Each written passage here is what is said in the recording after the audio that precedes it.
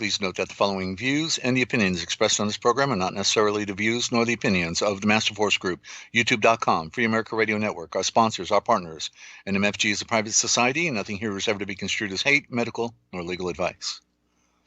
And listen to the Forbidden History prime time 7 days a week right here on the realpublicradio.net, because hidden beneath the sands of time lies the greatest of all mysteries. It's the Forbidden History. Unearth for yourself the secret truths that lie hidden just beneath the surface below our feet. What is it that the powers that be do not want you or I to know? Come and journey with us as we explore and dare to know, because it's all right here, coming your way 7 days a week on the realpublicradio.net, Free America Radio Network. Somewhere out there, it's what they didn't want you to know that we tell right here. Stand by for the broadcast, ladies and gentlemen, and still time to call your friends. We'll be right back.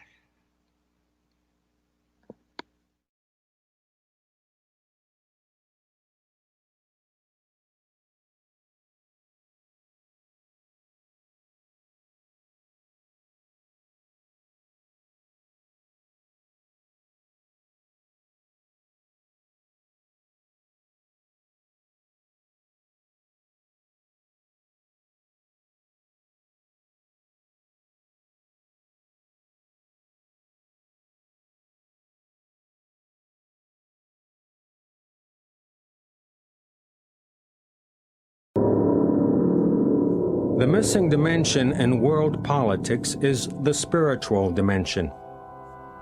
The problems of life cannot be solved by material means. Modern civilization is missing the point of life.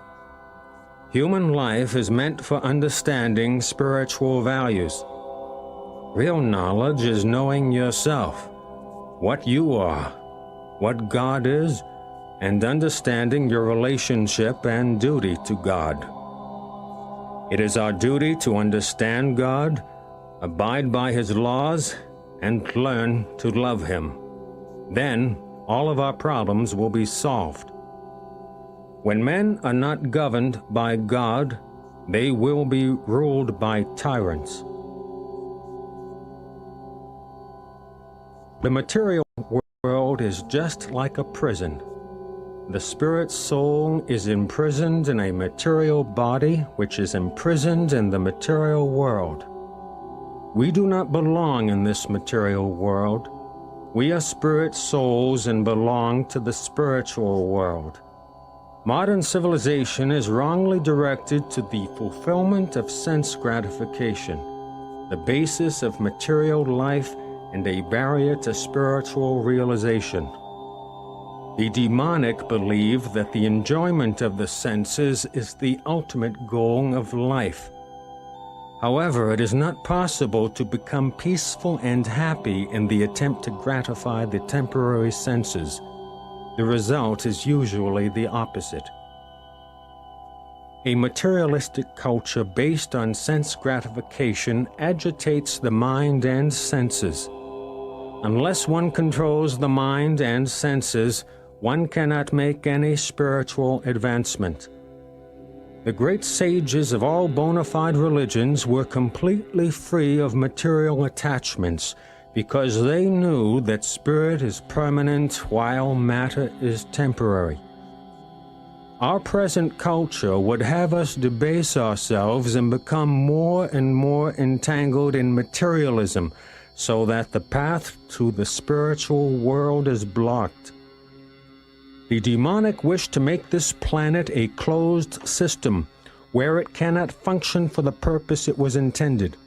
The material world was created to give man the opportunity to purify himself of his material consciousness, for the aim of life is to go back home, back to God.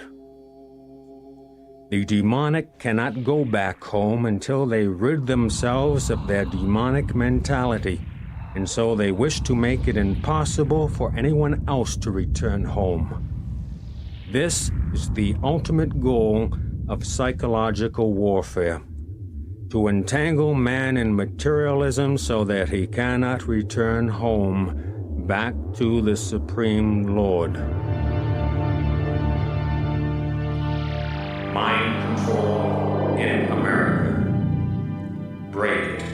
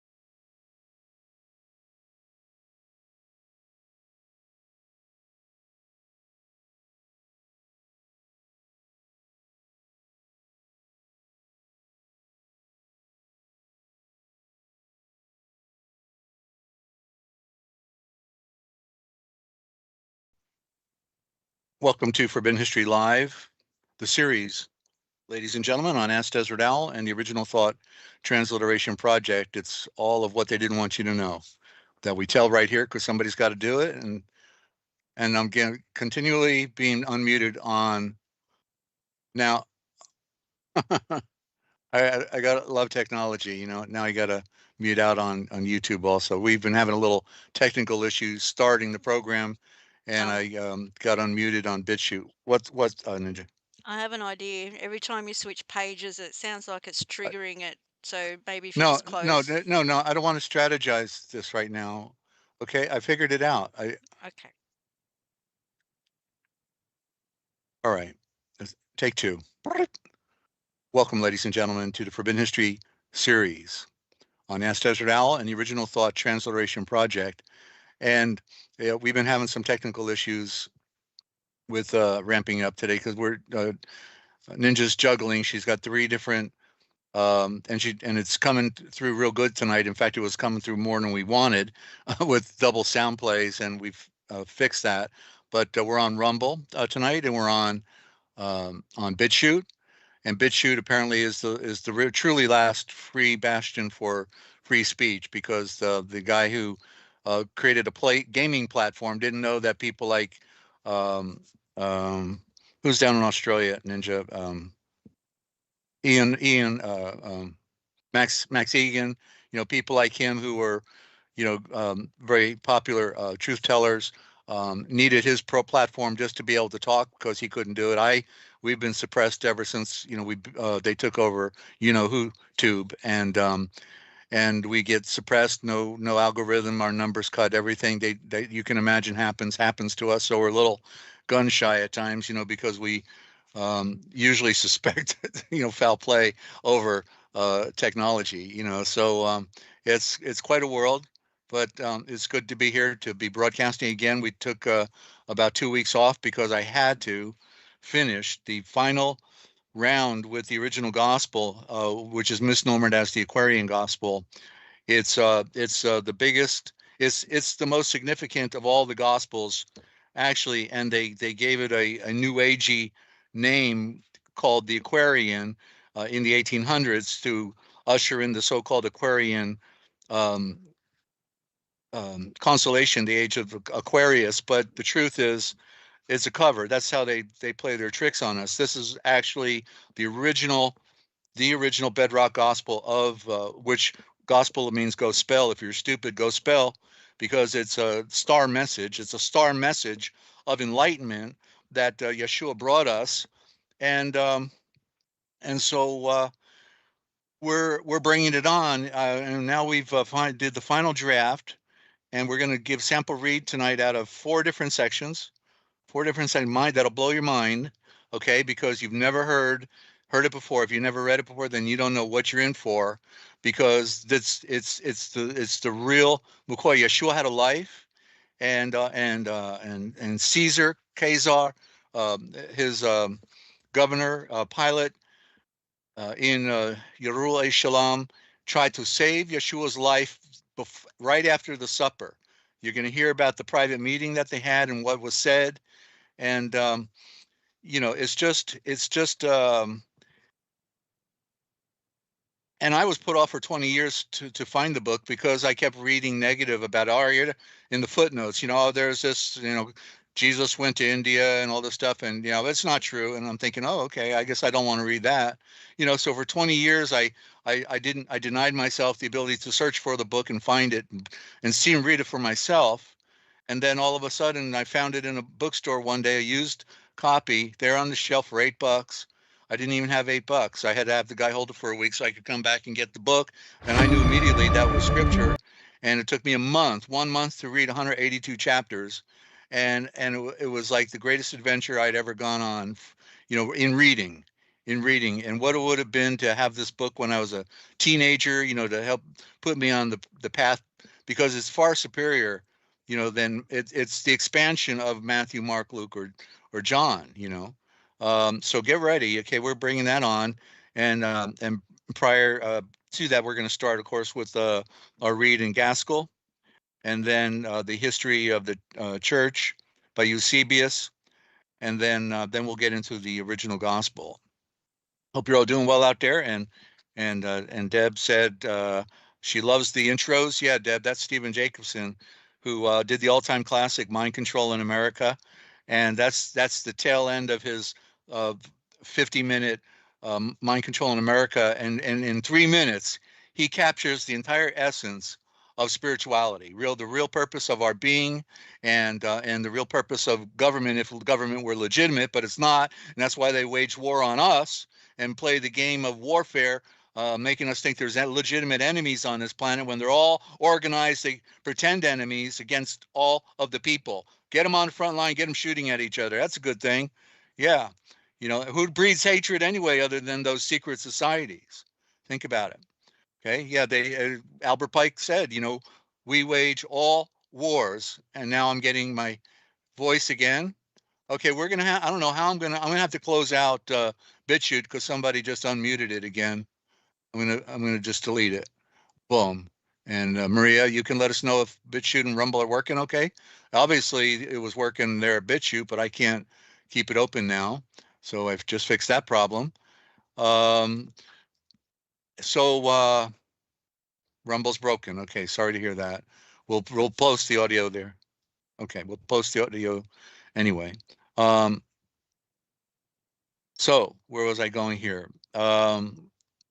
Okay. So I just a word real quick.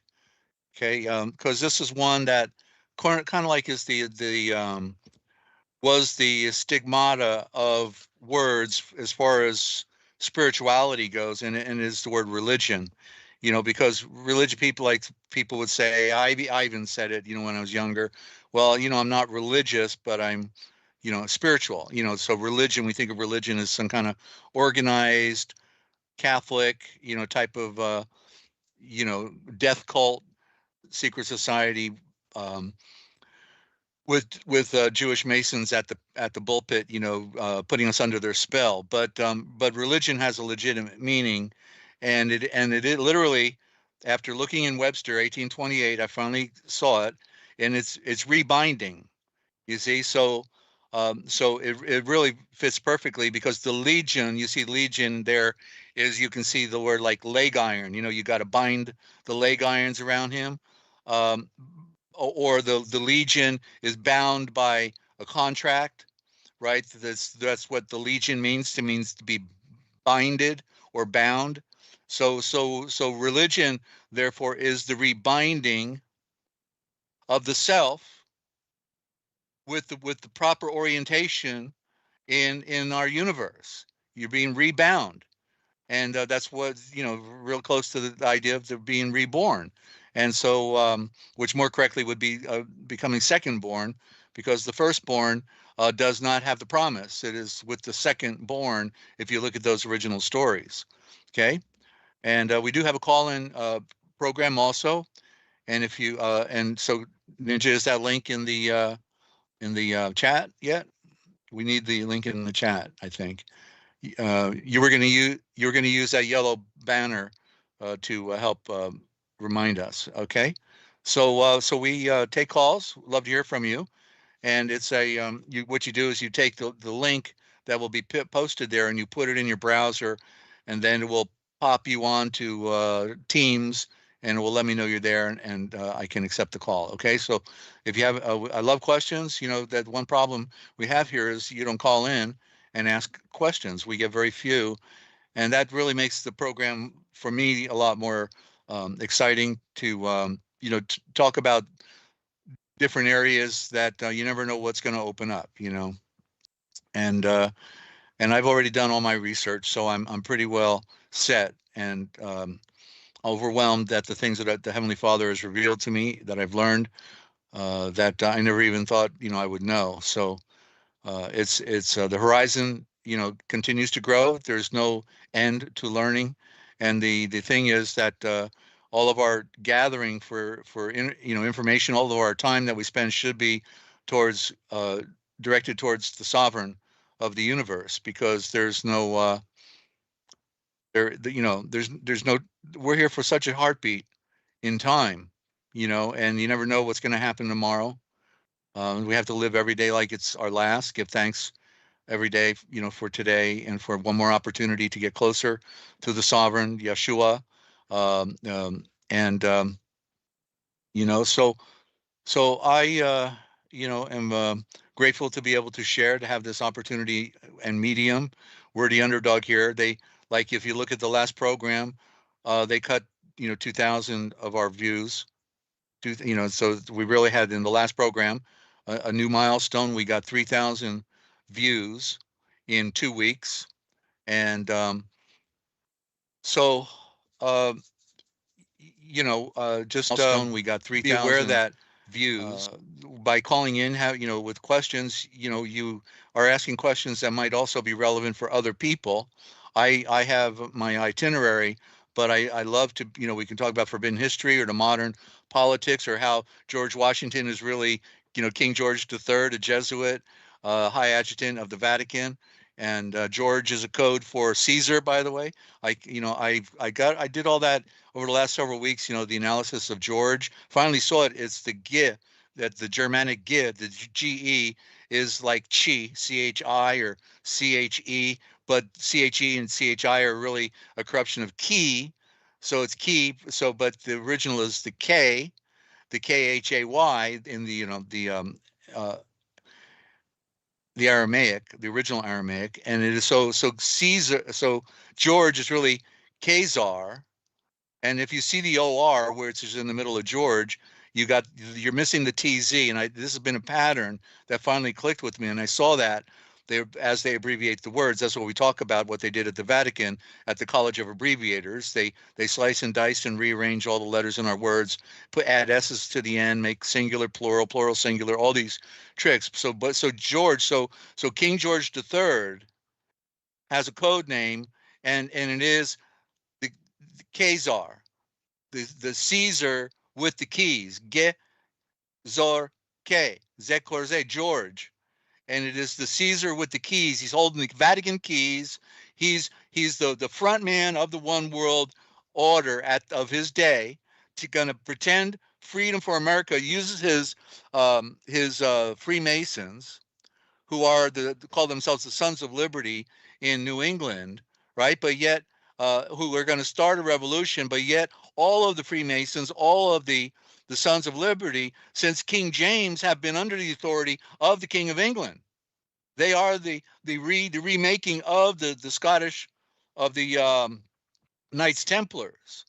They're the remaking of the Knights Templars who fled France, betrayed their brotherhood, and let them all be killed and burned and tortured alive, while the higher ups all went on ships with 18 ships to Scotland, and then they reorganized. And that was like in the 1312, around there when that happened. Then they reorganized, and by the time of King James, they then say he formed the Scottish Rite Freemasonry, but he's just a puppet.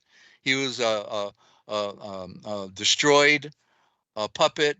They killed his parents, and they made him their puppet slave, and made him and his name was Jacob, by the way, when he was in Scotland, Jacob for Seed of Light.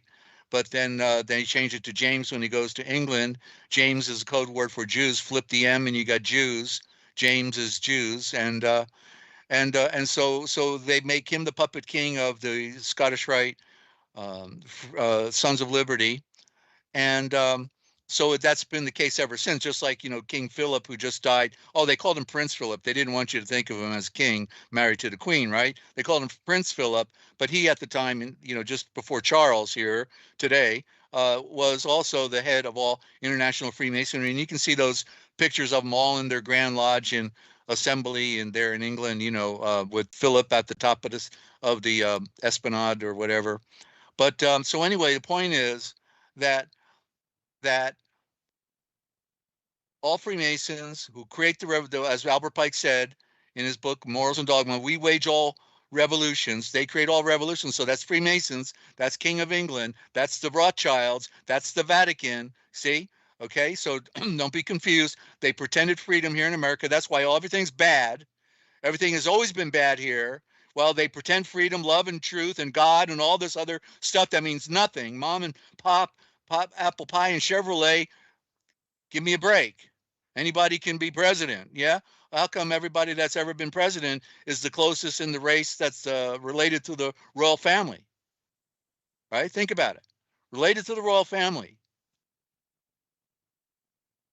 And that was the battle with what George in Florida. They had those things with the tabs, and it was between these two. And it turned out that George King George, oh yeah, George Bush Jr. He was closest in relationship to the Queen of England by lineage than who is it? Al Gore. Al Gore, love that guy. Al Gore. Yeah.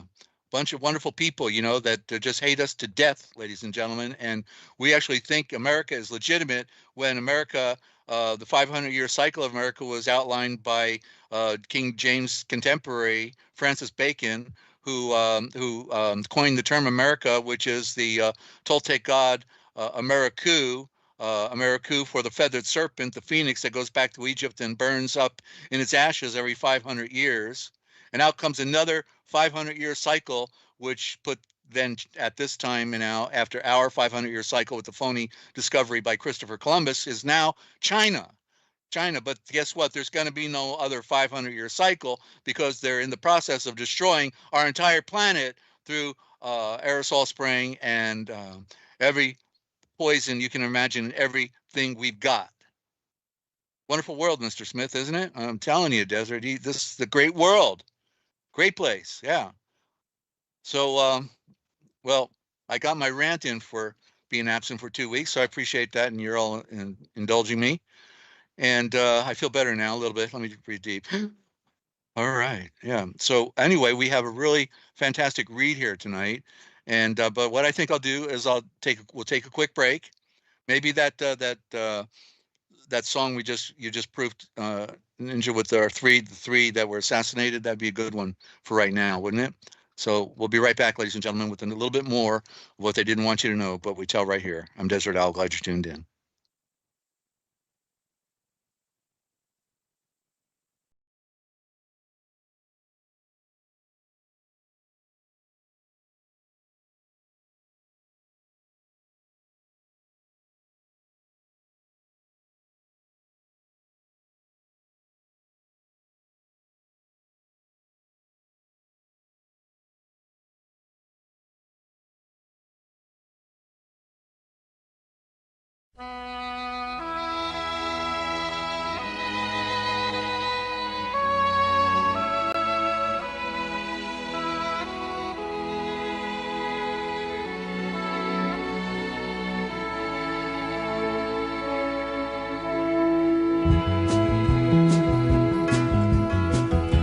Anybody here seen my old friend Abraham? Can you tell me where he's gone? He freed a lot of people, but it seemed good they die young. You know, I just looked around and he's gone.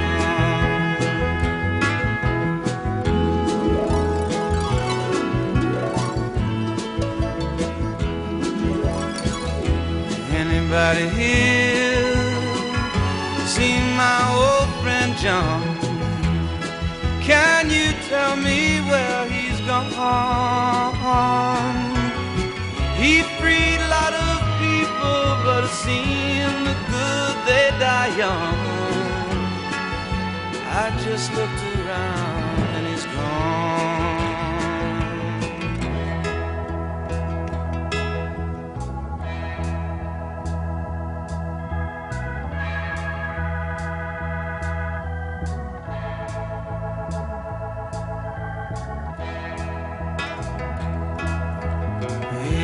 Anybody here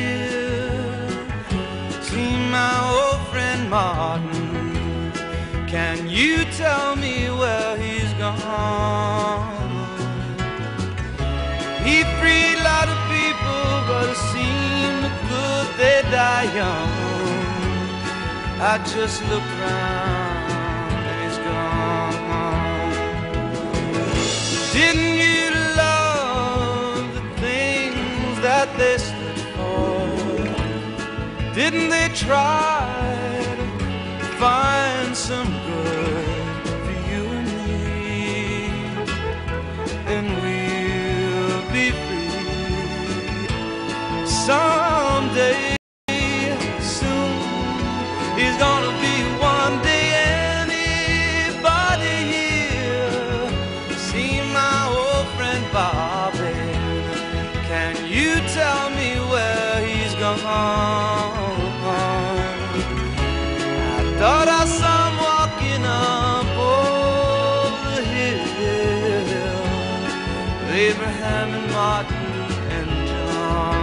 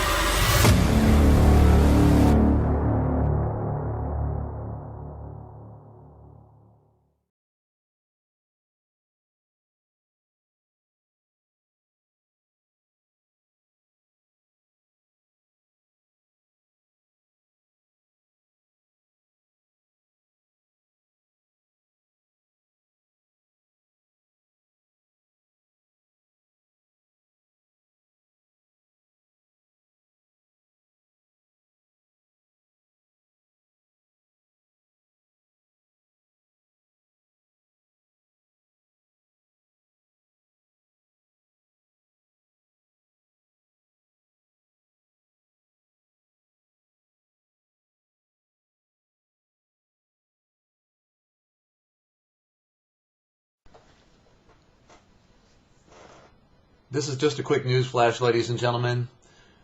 Pleased to talk to you today. I am Dezert-Owl, the producer of Free America Radio Network. You can find us on the World Wide Web by going to www.therealpublicradio.net.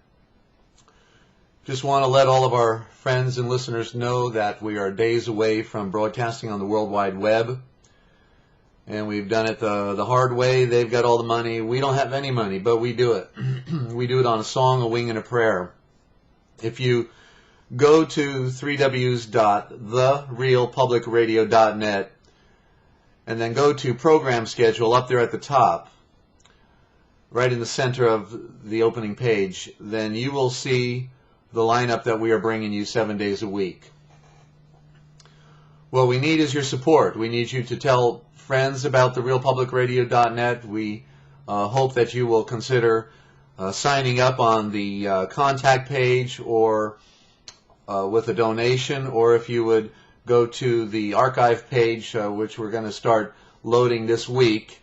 You can become a member of the Master Force Group, which is the entity or organization that is supporting and funding Free America Radio Network, therealpublicradio.net. Okay, so I want to thank everybody out there who's been supporting us for your prayers, your love, your good information. But we do this on a song, a wing, and a prayer. And we could do a lot better job if we had the grassroots support. It's coming, I know. But I'm just giving you a heads up, okay? Because it took 2 years to get to this point. And, we're not through ramping up yet, okay? We've got some great volunteers on our website. Go check out the sponsor page. You'll see some of our sponsors there. And please forward this email to your friends, okay? Thank you so much for tuning in, for listening. I'm Dezert-Owl for Free America Radio Network, telling you to tune in and check us out on the World Wide Web on www.therealpublicradio.net. Thanks for listening. I'll see you.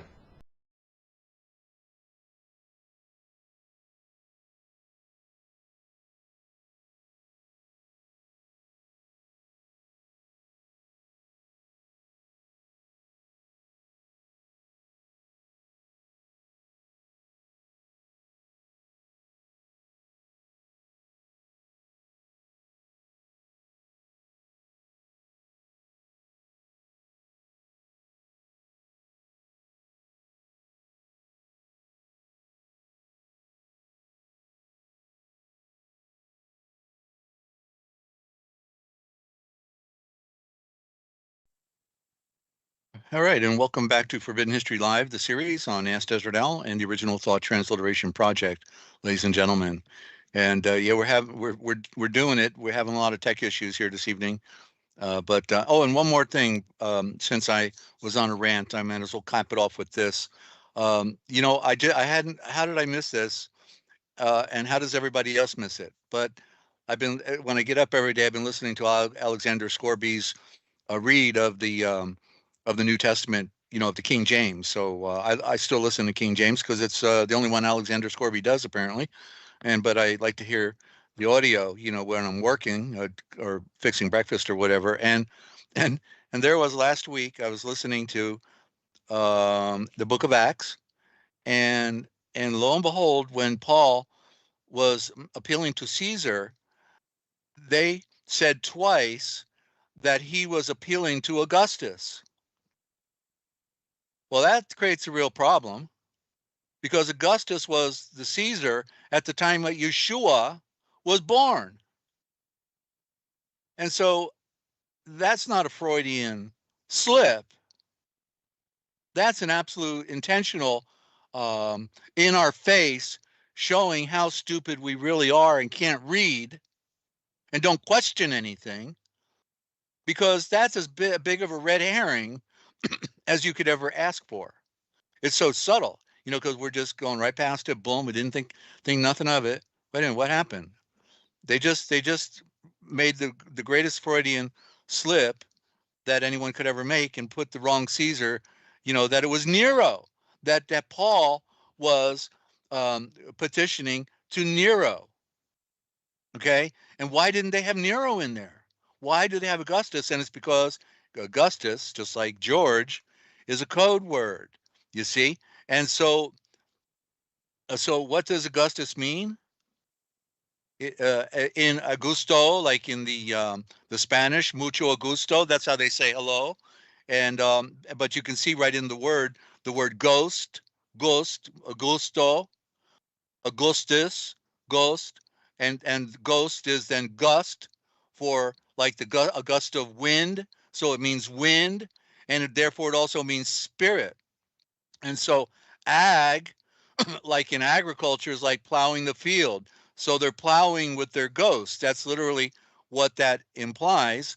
This is, you'll find it in King James Book of Acts 25:23 and 25:25. Okay, so go check it out. And so it's a code word. And so august, I looked it up, also means royal, sacred, and majestic. Excuse me. And then I think about how as I was preparing the program in my notes, thinking about how remember Superman, and Superman are the Jesuits, right? They're the supper men. The Supermen are the supper men, and they wearing the cape, the red for blood, and capias in the legal parlance. Capias means the power to take, that which takes. You see. And so what did Perry White? Perry means another code word to make fat. Perry for fat, like Perry Mason. All the Masons get fat on all the people. And white for the white of a star. It's a big star. They're a big star, Perry White. And he always used to say, excuse me, he always used to say, great Caesar's ghost. You see, so they're remembering their legacy as time travelers throughout all time. They've been the ancient Assyrian, Babylonian, pretending to be everybody else, from Turks to Israel to Vatican Catholic, to you name it. German. German means Jew. It's in their own writings in the Talmud. It's amazing the game that they played, and they put that right in King James, and nobody ever mentions it. Nobody ever questions it. and it typifies everything else that's wrong with the King James, but it's wrong with all the translations. Okay, there are no good translations. The closest one to the best is for our Fenton from 1905, which we review here periodically. So anyway, so ought, and then ought, as in Augustus, the prime root, then means anything and everything. Ought, everything, anything and everything. So unreal, ladies and gentlemen. And okay, and it also implies, as in the word August, it's the number 8. It's the 8th month. It's number 8, and 8 is the number of return. So just like in the Declaration of Independence, they put the GH as the letter A for America. For the Declaration of Independence for these United States of America, united all small letters, States of America. The original name for America was States of America. And in the word America on the Declaration of Independence, you look at it, you can see it's an upside down G and an H. And the GH is a code. We thought it was letter A, fancy A, but it's not. It's a GH, and it means return. Just like the two keys in the middle of your keyboard are a GH, right at the very center of everything. There's your Augustus right there, you see.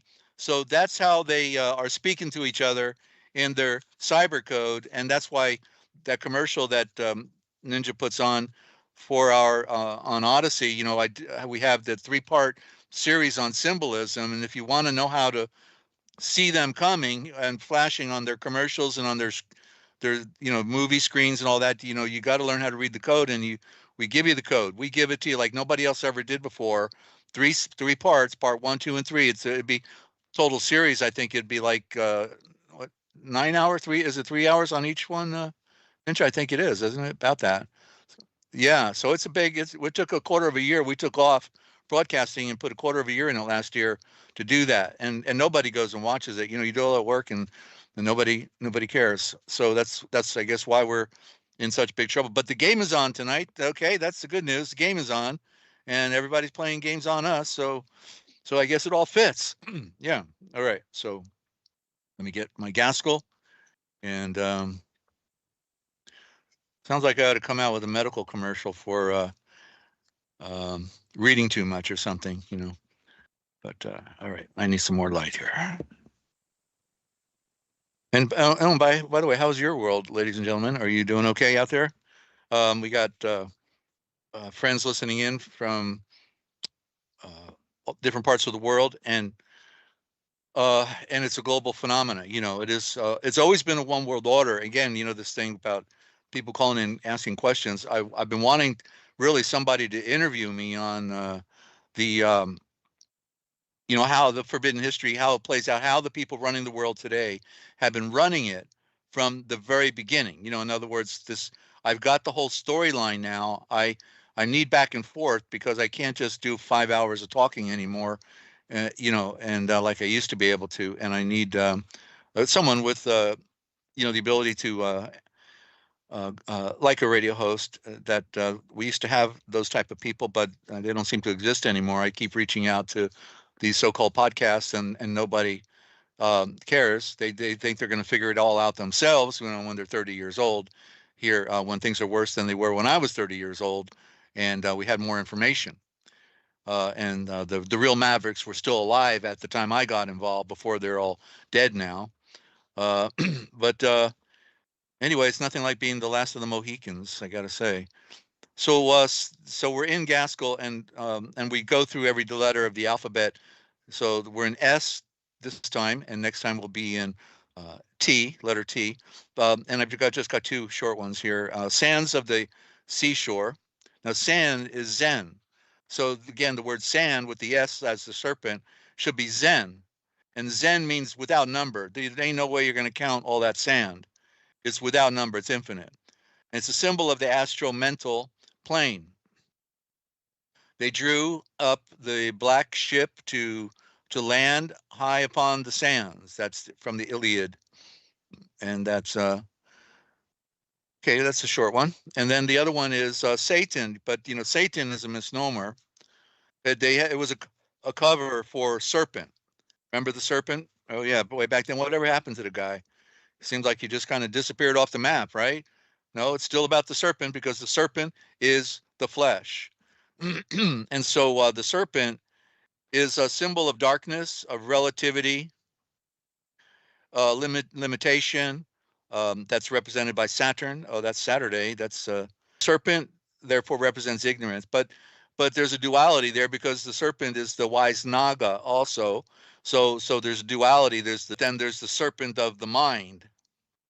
And the mind, you know, the ego is a serpent also, isn't it? A twister? You know, it's a word twister, right? That's what they're doing with this. Now my wheel is spinning again. Are we still good, Ninja? We're still good? All Yes, right, I was thank you. about to type in the chat, we're buffering, but it's back All now. right, So if it's you get stopped. kicked off, Thank we're you. still here. So All right. Did they hear all that? yes. All right, good. Okay. So, and Yeshua said unto them, I beheld the serpent falling as lightning from the sky. This is the allegorical, and it signifies the casting forth of the relative in the process of perfectionment. That's an interesting word, perfectionment. Never saw that one before. Okay, let me try this again. In the allegorical, this is allegorical, and the falling from heaven, and signifies the casting forth of the relative in the process of perfectionment through the absolute principle of real being. That's something to think about. This is all allegorical and signifies the casting forth of the relative in the process of perfectionment. The process of you know, the word is an oxymoron, I think. It's perfection, putting on perfection. The process of perfection through the absolute principle of real being. So we started out as a serpent, okay? In fact, that's when we were a sporum, right? The sporum coming from the father to the mother, that was this little serpent. And out of all of those little serpents racing towards the egg, guess what? Out of, you know, you're 1 in a million. You are 1 in a million already because about 1 million or maybe 10 million, a little sporum, had to die so that you could live. You made it. But guess what? And you crash landed on planet Earth. And now guess what? You got to do it one more time as a serpent, but you got to take that serpent and step on it, like it says in Revelations and in Al-Qamadi, in a couple of the books, you know, to take that serpent and step on it, and then transcend this world, because the serpent doesn't want you to go. It wants you to have fun down here. Oh, feed me, feed me. Let's go to the amusement park. Let's go to, let's do this, let's do that. Hey, ain't I looking pretty good? Yeah, I'm telling you. But it's not going to work, ladies and gentlemen. You've got to destroy and surrender. Surrender means soul render, render to the light, versus thinking you're in control, because that's a con. You're a troll being a control, because you can't control anything other, let alone we have to control ourselves. And that's a big enough challenge. But if you didn't create yourself, guess what? Somebody else is sovereign, and therefore you need to make the connection. All right, let's go to history of the church. And I'm still waiting for that phone to ring, but that's okay. Okay. We're in section 6 now. Is this is book 1, section 6. And the extinction of the native. Now you see they use the word Jew in here, the native Jewish dynasty, and the word Jew doesn't exist. It didn't exist until 1700, right? The word Jew.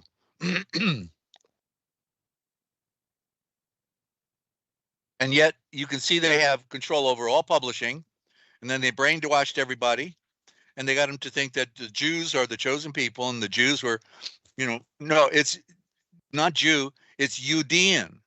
Judean is a nation. Judah is a nation. And so these Assyrian Babylonians who call themselves Jews usurped that culture and call themselves Israel, when there is no Israel. Israel was disbanded in 724 BC. There's been no Israel since 724 BC, and they were wicked, and they hated Yahweh. They hated Judah. They turned on the 2 tribes and sought to annihilate, waged war against Yahweh, waged war against Judah and Jerusalem, and pulled Yahweh out of their scriptures and used only the Elohim. And that was the beginning of the destruction of everything, because once you destroy the original words and the original patterns, and you've got nothing left but false terms, false narratives. So that's one of the biggest ones of them all. There would be people who would call themselves Israel, who are not Israel. And but yet, what did they do in Revelations? They changed it. They flipped it out, and it says that there would be those who would call themselves Jews, but who are not Jews. See, so they already changed the words. And yeah. Okay, extinction of native, so we'll call it correctly, Judean dynasty. The native Judean dynasty, Herod, the first foreign king. At this time, Herod became the first foreigner to be king, or Malachim, correctly. Malachim means royal messenger, and the idea of a king, but he never was the head, because he was representative, the voice of the sovereign above.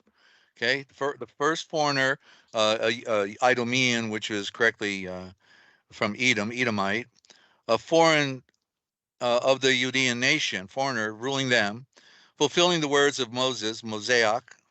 There will, excuse me, there will not be wanting a ruler from Utah, nor a leader sprung from his loins, until he come to the for whom it is reserved. Ninja, real quick, go to the temporary break music. I just got to turn on that tea, because I need something for my throat, and I'm going to have to just do that. So I'll be right back. Give me about 2 minutes.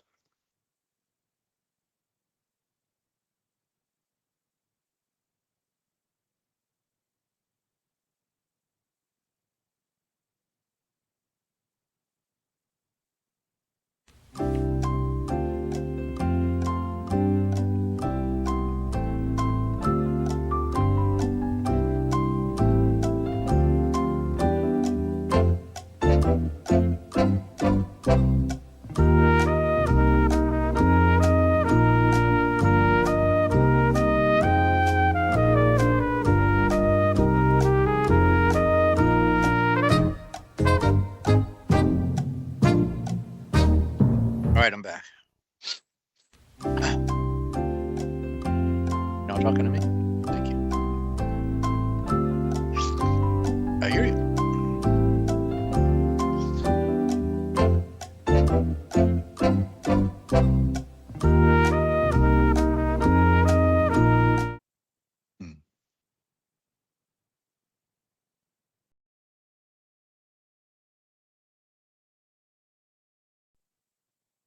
Okay, welcome back, and thank you, ladies and gentlemen. Yeah, it's I lost my rhythm, and if I don't do this, I need to exercise my voice. Nobody calls, so I don't talk to anybody, other than Ninja when she's going to bed and I'm getting up.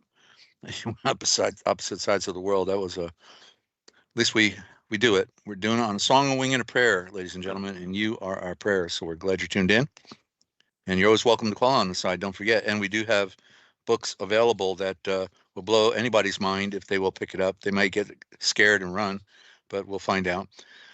There will not be wanting. People just they can't handle the truth. You know what I mean? Okay, so there shall not be wanting a ruler. This is okay. I'll back it up here. And this time Herod became the first foreigner to be Malachim or king of the Judean nation, not Jewish nation. Judean, get it right. Get it right. Judean nation, fulfilling the words of Moses. There will not be wanting a ruler from Judah, nor a leader sprung from his loins, until he come for whom it is reserved. Moses adds that he will be the expectation of the nations. It says Gentiles, but it's correctly, that's a slang for genitalia. That's how the Jews do it when they give us our translations, but it's nations. Gentiles should be nations. So he will be that. Mosaic adds that the one who will come, who is the sovereign, who came 2,000 years ago and came back. He rose from the dead. He did come back, even though everybody else says they're still waiting for him. He will be the expectation of the nations. There, after all, he said, I will be with you always. I am with you always till the end of time. I am with you always. What part of being with us don't we get? It's by spirit, not flesh. There could be no fulfillment of the prediction as long as they were free to live under rulers of their own race. Being with Moses himself, and continuing to Augustus's reign. In there he is right there at the beginning when Yeshua was born. Augustus reign in his time, the first foreigner. So Herod was under the license of Augustus to be the puppet king over there in the east on the Levant, and was entrusted by the Romans with the government of the Judean, not Jews, says Jews here. Well, they get it right. Josephus informs us that he was an Idumean on his father's side and an Arab, that means a desert rat, on his mother's side. But according to Africanus, he was no ordinary historian. The best authorities say that Antipater, Herod's father, was son of a certain Herod of Ascalon, one of the temple slaves of Apollo. This Antipater was taken prisoner by Idumean bandits when a small child and remained in their hand because his father was too poor to put down his ransom. He was brought up in their ways and later befriended by Hyrcanus, the Judean high priest. His son was the Herod of our Savior's time. That would have been Herod. And they're all so pathetic. I don't know. I can't remember his name. I want to say Herod Antipas. I think that's they write it Antipas, but like he's full of it. But it's Antife. He was against the Virgin Mother Light of Jerusalem. You see, and so nobody knows what these words mean, so they call him Antipas, and it fits anyway. But it's Antife. The Fe is the Virgin Light, the creation of light come down. They took that away from us too, didn't they? When an Ashan, man means criminal and sinner, so I use Ashan because it means royal eyes. Big difference. When an Ashan of such antecedents came to be Malachim or king of the Judean, at the door already, in accordance with the prophecy, was the expectation of the nations. For with him the succession from Mosaic to of the Judean rulers and governors came to an end. Try that again. When a nation of such antecedents came to be king of the Judean at the door already, in accordance with the prophecy, was the expectation of the nations. So I'm not for with him the succession from Mosaic of the Judean rulers and governors came to an end. All right, in other words, right, because from that point on, then they were just the tetrarchy. In other words, the king of Jerusalem, the king of Judah, being Herod the Great, was the last king. Because after that, then they were just the three sons were divided: Philip and Herod Antipas, and can't remember the other one, but they were then had tetrarchy. That's three for three different provinces. Okay, before their captivity and removal to Babylon, they were ruled by kings, Saul and David being the first. Before the kings, the government was in the hands of rulers known as judges, who came to the fore after Moses and his successor, Joshua here. Joshua was the first time anybody had that name. He was a representative of the one who would come at the end of time, 2,000 years ago, being Yeshua, which means knowledge of everything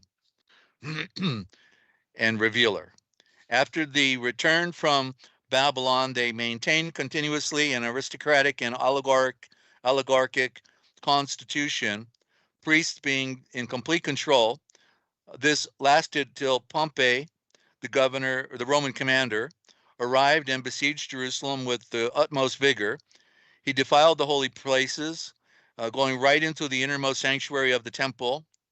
The man who had continued the succession of his ancestors till that time and was both king and high priest, Aristobulus by name, he dispatched as a prisoner to Rome together with his children to Hyrcanus, Aristobulus's brother.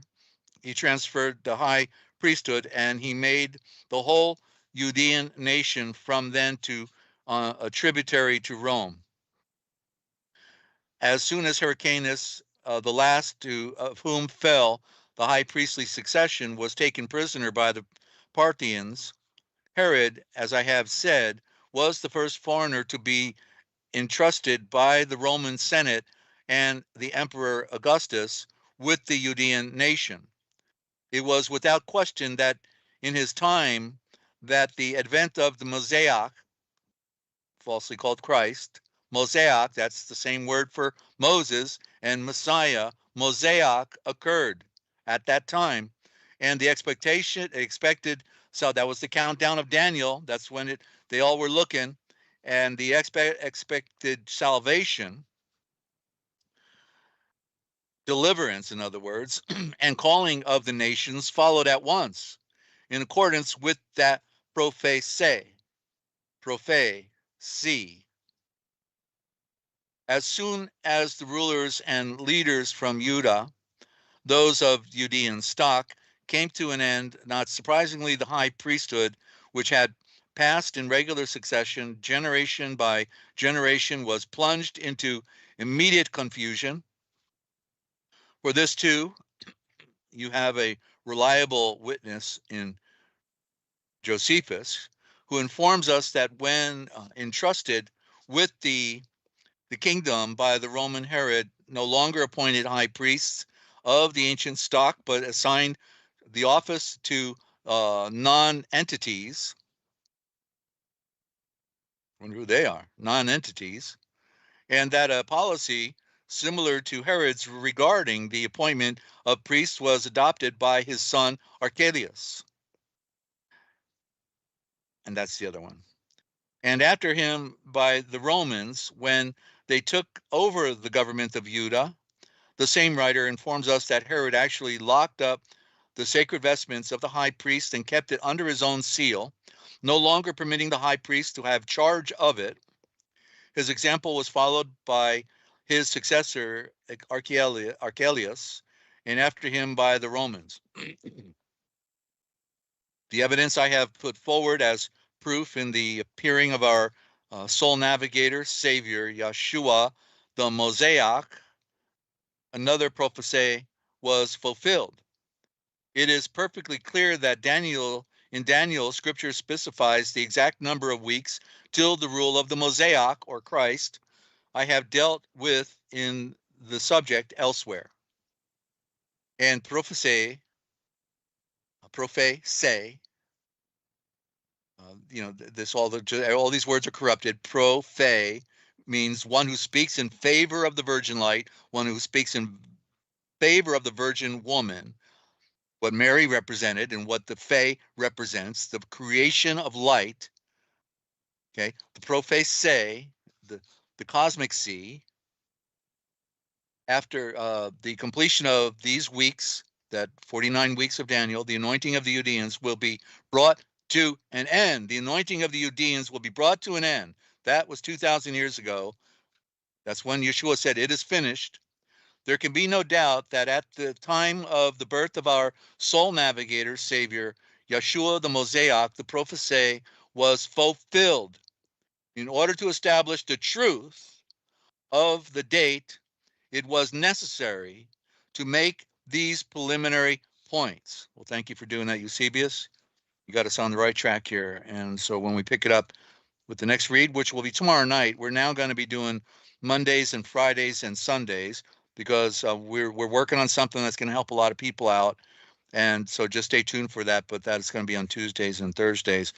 So tomorrow, every Monday, we intend to be on. We're done with the big three gospels that I spent last year on, not to mention more than that. And so we'll be just doing upgrades on some of our books with additional information, and also the continuing with our read every program. So what's coming up is the alleged discrepancy in the star messages, but it says gospels here. The alleged discrepancy in the star message or gospels as to the Mosaic's genealogy. So that ought to be interesting. There's actually no discrepancy. It's all just knowing the score, ladies and gentlemen. So we're going to take another break, maybe give me about 7 minutes approximate, Sister Ninja, and then we'll be back with a little bit more of what they didn't want you to know, ladies and gentlemen. Okay, so thank you for that, and we'll be right back.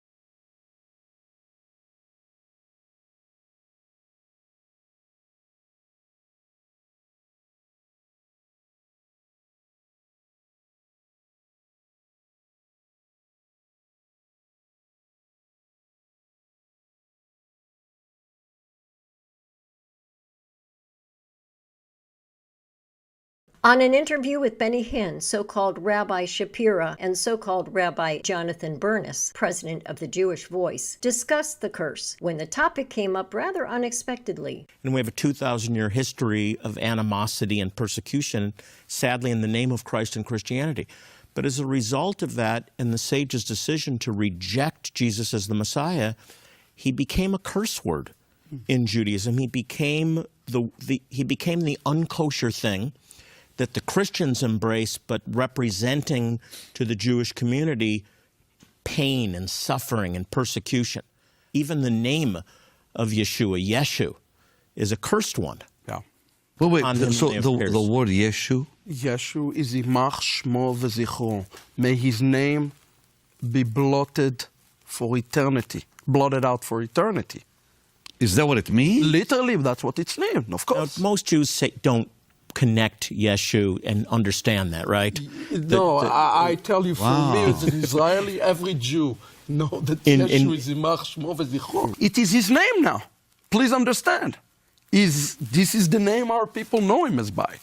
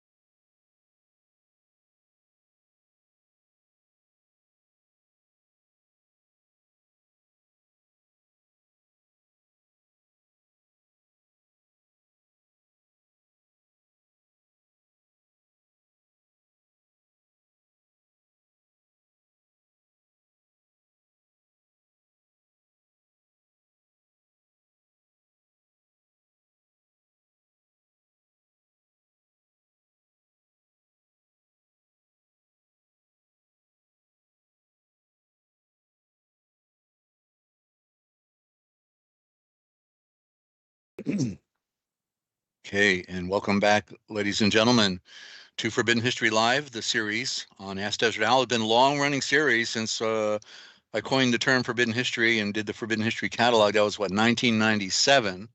So it may started in 96, but 1997 officially. And then I published the Forbidden History catalog, 28 pages, to try to save United Truckers Defending the Constitution, and my organization was infiltrated, and it was all over. Lost my house on a lake and my canoe and everything, and had to be homeless. Well, I just relocated to Panhandle of West Virginia, moved right into the middle of a government sting operation. That was pretty interesting. And then ended up with the record for the longest case in West Virginia's history, 26 months of torture, then walked out the front of a courthouse at my second trial. And yeah, it's quite a world that we have when you're trying to do the right thing and tell the truth. All hell can break loose, ladies and gentlemen. I'm telling you, because you will find hell, like Maria has their demonology. Yeah, the demons, like if you read in Bailey's dictionary from 1721, that's over, 300 years ago. In there, when you look under democracy, you take it down 2 more words and you get demonocracy, and it defines demonocracy, which is also a democracy, right? Democracy, demonocracy literally says a government run by devils. Well, go figure. Now I get it. They're devils. Yeah, there's your devil. because if you read the original gospel, you'll find out in there that that devils and demons and Satan and Lucifer are all ideas made up by priesthoods. The problem, ladies and gentlemen, guess what? Is you. You are the serpent. And they hid that one from you, you see. When Yeshua went into the wilderness for 40 days, who do you think he was being tempted by?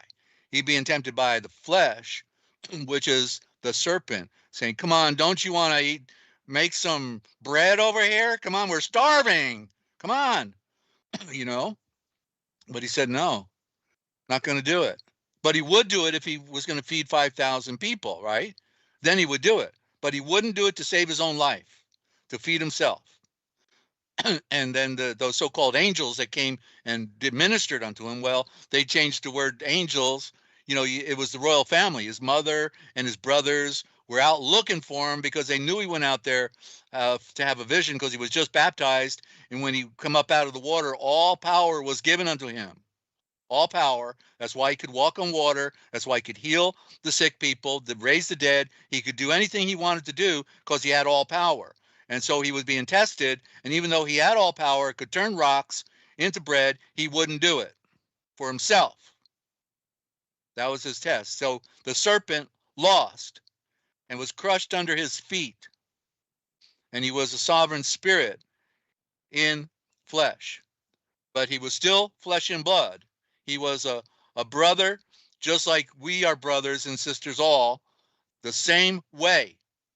He was in, but he received the great breath of the wind and fire, the Holy Spirit, without limitation. That's the only difference.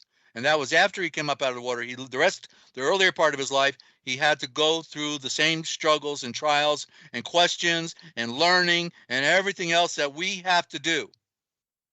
And that's where we're at with this book. This is such a powerful book because it tells the story that they hid from us. Don't you want to know? Don't you want to know?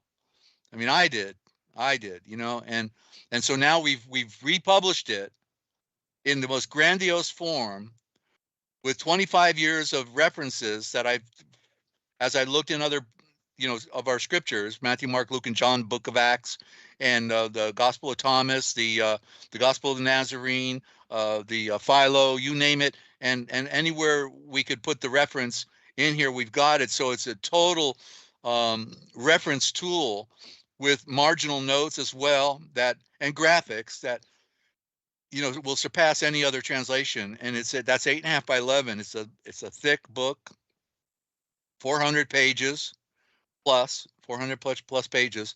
And so why don't we get into it? Let me set up my screen share here. Let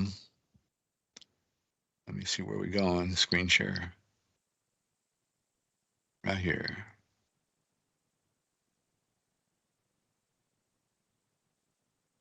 Share control, okay.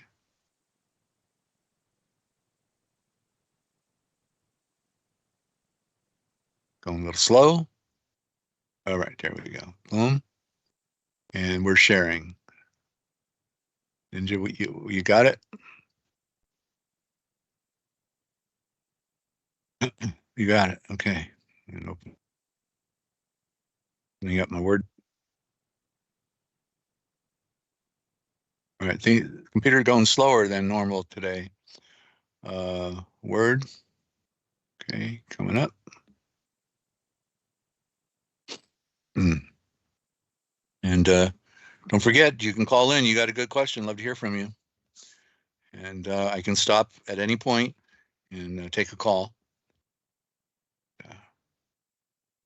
And we, all right. Okay, so we're in, and I need a little bit more light. It's pretty glary. So in fact, what I probably should do is turn it down a little bit. Let me do that first. See how we can fix that. You know, the things that I did with this particular translation is, you know, to make the narrative corrections, which would be like taking the word Jew out, and the word Jew that doesn't belong in there was used to replace Judean, you know. So we've properly had to do that for historical accuracy. And then the same with the word Jesus. You know, Jesus We all at one point love the word Jesus, but the word Jesus is not the original, and it's actually an occultic term. I always thought it meant healing Zeus, that from the Greek, the healing Zeus, son of Jupiter, but it actually goes back into the Indo-Aryan or Indo-Aramaic, and it's not a nice word, and I just hate to reveal its meaning. So we'll just go with that. And so we've replaced Jesus, but we put in the introductory material, Yeshua / Jesus, so that we could get people on page that, okay, this is Yeshua is the guy that Jesus was representing, and that way we have a more pure. So unlike the other translations that were done in a certain way, which is typical to all of our translations, that they're not true, they're not correct, they're incomplete, and they're all misleading. But the beauty is still, I just want to clarify, is that Yeshua knew that they would corrupt his writings, and therefore he's so great that he knew that he would wear the mask. So if you came to him on your knees with a pure heart, praying to Jesus, he's going to respond to you. He's going to, make a connection with you. He's going to show you that greater light. So Jesus was the one who introduced me to Joshua. Then Joshua introduced me to Yeshua, and then from Yeshua, I found the most primitive, which is, most correctly, Yal Shulim Va, which literally means, now shul is school. See, the Scottish Rite put the C in front of the S and took shul and made it school, but shul means knowledge, therefore it's the place of knowledge. Yeshua is the place of knowledge. That's where it's at, where you want to be. But Yal Shulim Va literally means, Yal means that was go around, shul means knowledge, shul an means of the one, Vat is the Naga or the royal serpent, meaning they didn't look at the snake as a bad symbol. They saw it as representing the great mystery and knowledge, the Naga, but it's correct. The correct term is the Nagash, and most correctly, it's the Nazare, which is what then became corrupted into Nazarite. So these are how all the games are played on us. So Yashulam Va literally means the knowledge of the serpent, of the one serpent, because the one serpent is everything. It's creation. It's a serpent toto, but everything is a serpent. The atom spins, the earth spins, the moon goes around the earth. Everything is serpentine and spinning, and so a serpent is a metaphor. Okay, and one word, by the way, that finally got, because I had to get some Scottish dictionaries. And then finally, I saw it. And so when we talk about happiness and righteousness and these other nis words, well, guess what? Nis, N-E-S-S, means deception. So righteousness then means a righteous deception. Happiness means a righteous or a happy deception. The false happiness, the one where like the Jews want to tell jokes all the time, make everyone happy, Saturday Night Live special. Don't worry about the real importance of life. Just have fun and be happy and giggle all the time and be stupid, that kind of happy. But so it's a happy deception, that they put under us. So NASA, I'm sorry. I'm sorry. All right, one more point. And so so in this nest, we can see the word deception, and I'm going to help you see it now, right? Because in Scotland, they have a lake, right? And they say that a monster comes up out of the lake, and they call it Nessie, and they call it Loch Ness, the Lake of Ness. And so there is your deception, because that there's no dinosaur been living under the water, for the last several hundred years, eating what, and so it's a deception. It's a game. Again, another trigger that they just played on us to have fun with their game that they play on mankind. The Loch Ness, the lock of deception. So and backwards you get the word sin. Oh, there you go. SSN is the prime root, and they turn the E into an I, and you get sin. Loch Ness and sin. Have fun. Ninja, you're on. Okay, I was just saying something when you said the word happiness, and noticing that a lot of the words that end in Y, when they add these extra bits on the end of words, like with happiness, they remove the Y and make it an I. Yeah. Yeah, and I just thought that was significant. And like with uh um I'm trying to think of other examples. I don't know, when they put the not just with Ness, with other bits that they put on the end of words. Yeah. Sorry, I should have prepared and wrote some things down, but I was just noticing that they removed the Y a lot and changed it to an I. Right. Yeah. And if you change the letter N in Ness to an M, you get mess. So Ness could be a mess in the Grand Deception. Interesting. Thank you. Mm-hmm. Anything else? I don't think so. Thank you. All right. Thank you. Your input. All right. And so we're going to get on with the read now. And if you were able to get another copy of what? Maria just reminded me, can you zoom in, make it bigger? Zoom in? Yes. All right. Sure will. Thank you. Okay. Here we go. It's not moving. What's going on? Try it again. Oh, there we go. All right. So that might be, is that good? That's really big. All right. That's good. Thank you. Hold on. All right. Thank you. Just hang on. I had an itch and I had to scratch it. Okay. So we're in chapter 22. 22 just happens to be the number of perfection. And this was really one of the most challenging chapters in the entire book, literally, because it was very deep in esoteric thought.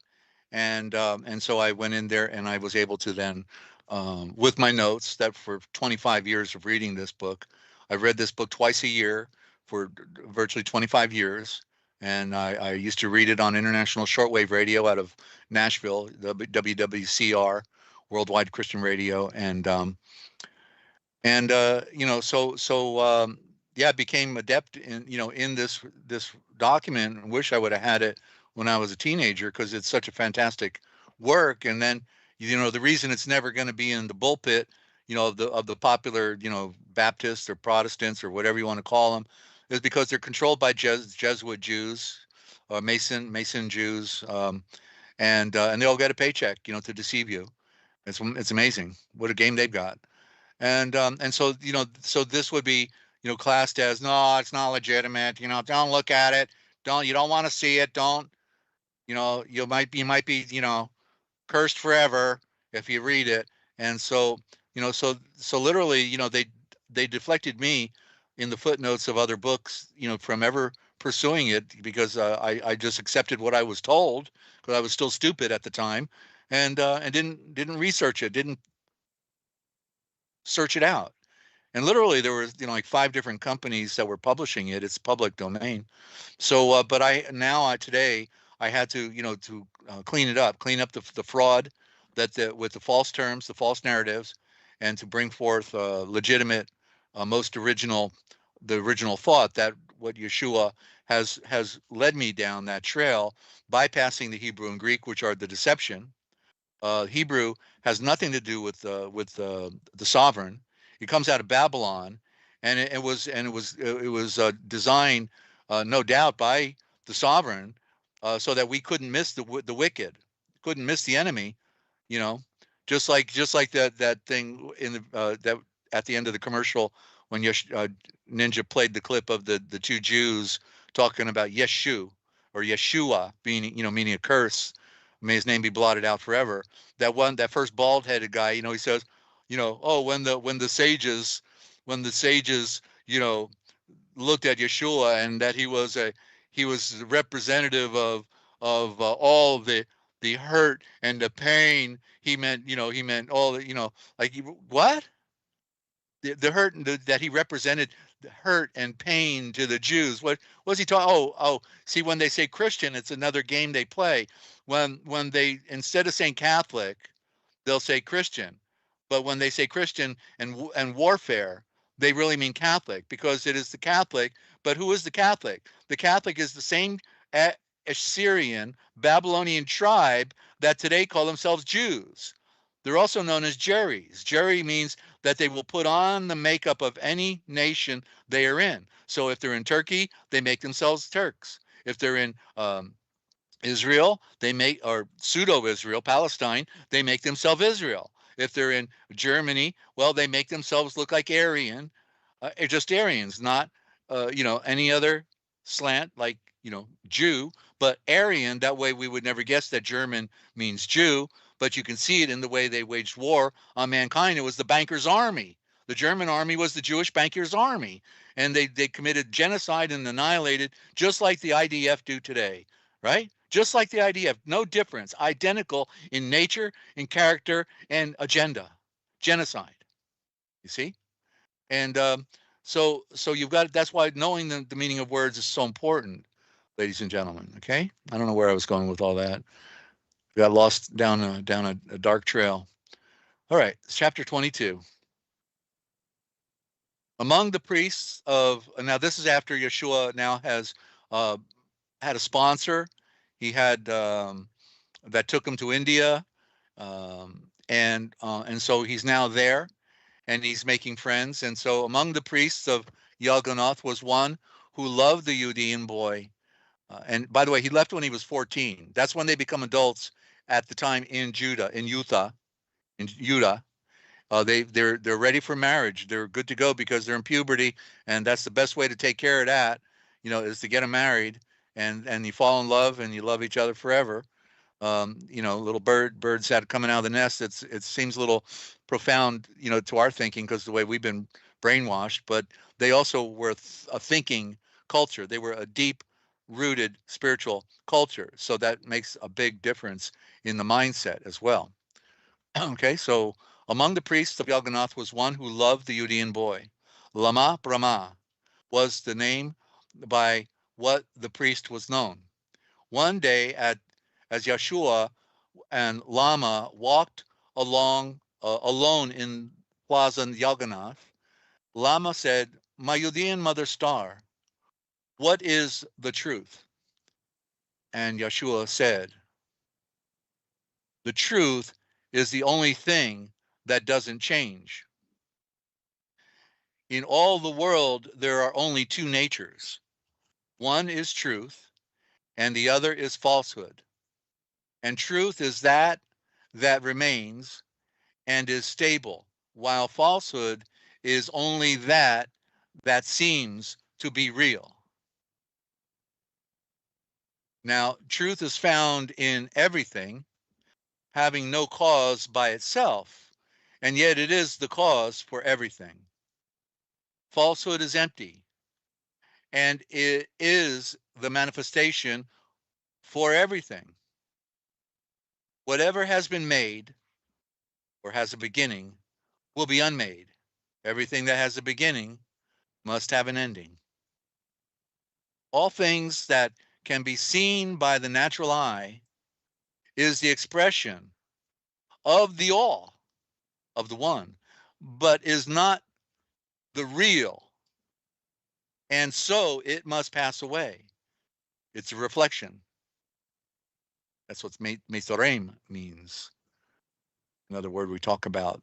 The things we see are but reflections, just appearing for a moment, while the ethers vibrate on in endless streams of different projections. And when the conditions change, they disappear. The anointed breath is the truth, is that was, and it remains, and evermore will be. It cannot change nor pass away. Lama said, you answer well. Now, what is Ashan? And by the way, Ashan means royal eyes. And you, ladies and gentlemen, are Ashan. You are all royal eyes. You are not of this world. We are not of this world. We did not evolve. We were spontaneously generated by Elohim through the fiery magma, through the water, and by the breath that breathed into him, the gnosis and the breath of lives, plural, lives, more than one. And Yeshua said, Ashan is truth and falsehood strangely mixed. Ashan is the breath made flesh. So the truth and falsehood are co-joined in him. And they struggle. But the illusion must die. We can make that plural. The illusions must die. So that the Ashan is the truth, as the truth, can remain. And Lama asked, what do you say of the serpent power? And Yeshua said, it is a manifestation. It is the result of nature's directed power. It is but nothing. It is illusion. Nothing more. A great metaphor. Now, the invisible realm does not change, but nature's power changes as the ethers change. Or we could say ether singular, Athor, the infinite power, the Athor. I should have that in there. Force is the will of the Elohim, Yahweh, Lord. Force is the will of the Elohim and is omnipotent. The all power is what moves in manifestation, directed by the breath.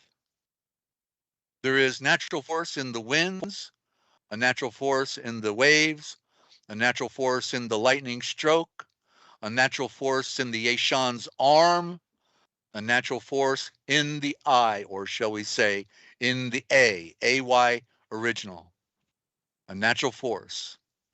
The alpha power, the Athor, ethers, cause these powers, these Fanzars, original term, Fanzar, there's the word Panzer for the Panzer tanks of Germany, Fanzar, power. Let me try it again. The alpha power, the Athor, cause these powers to be.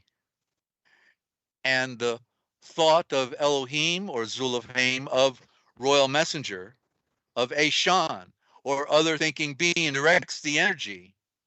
And when it has done its work, the force is no more. They come and go. Name it. Lama asked, of key Nova Ledger, key knowledge, what do you have to say? And Yeshua said, it is the rock, the roca, on what Ashan builds himself. It is the gnosis of the all and of nothing, of falsehood versus truth. It is the knowledge, Decay Nova Ledger, of the lower self, the sensing of the hidden power of Ashan himself, what is hiding within you. Again, Lama asked of Veshatam, wisdom, what do you have to say? See, they made serpents out of all of our words. We need to get them back. And Yeshua, because they want us to sound like a serpent. See? What do you say? Serpent. And Yeshua said regarding wisdom, it is the consciousness, there you go, the conscious deception. Got to fix those terms. The conscious ideal, perhaps, that Ashan is in part everything that the Yahweh, who is Elohim, and Ashan are one by nature. That would be then by breath. That empty is empty, that the natural forces are but illusions, that the solar and earthly and hell and the grave are not above, around, or below, but within. and in the light of all becomes illusion, as the Yahweh is everything. Lama asked, I create light. What is faith? Faith, conviction. That's also the victory of light, but they put a con in front of it, right? So it's viction, and it's a conviction because it expands, it grows. Not a con with the C, but a K, con, K-O-N-E or K-H-O-N-E. The conviction, what expands into something great beyond anything you ever could have imagined, ladies and gentlemen. And Yeshua said, faith, the victory of light, is the surety of the omnipotence of the Yahweh, and of Eshan. The certainty that Eshan can reach the deific, which is more correctly the Trevenek Aveta life, the deific life. Soul novation, salvation, is a ladder reaching from the heart of Eshan to the heart of Yahweh Elohim, Lord God. It has 3 steps. Belief is the first. That means I think so. Belief is the first, and this is what Eshan thinks perhaps is the truth. And faith is next, and this is what Eshan knows is the truth. And then fruition is last. And this is Eshan himself as the truth, becomes the truth. So belief is lost in faith or victory of light, and in its fruition, faith is found in certainty, the absolute. Absolute, a V, means a star soul lution, a star soul lution. What you need to be is rise from this death and becoming a star. That's what the occult claim to be, right? They love those stars. Belief, okay, so belief is lost in faith, and in its fruition, faith is found in certainty, and Eshan is saved when he reaches the Trevain Aveta deific life, when he and Zulafhaim Elohim are one I. There we have 23. And let's do a short break if we can, Ninja. And we've got 3 more sections we're going to do, but I just want to pace myself a little bit. Okay, so glad you're tuned in. I hope you're telling your friends about the broadcast. We're here full service. We're here just to serve. We have books available, on coffee. You can get the PDFs and look at them for a song, a wing, and a prayer. For like $3, you can get those PDFs, and then you can decide if you want to purchase a book. If you don't have the funny money, we can get you the book at cost.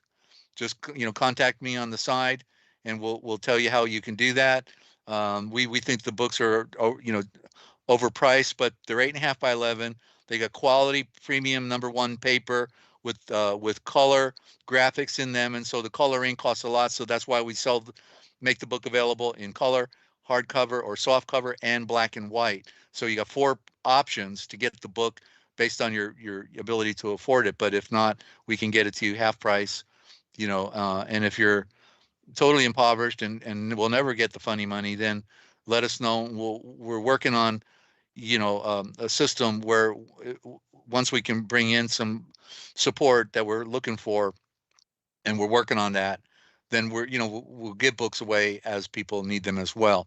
So because there's a lot of people losing their homes today, brand new homeless. We got the new homeless now, that didn't expect it, lost their homes in these fires.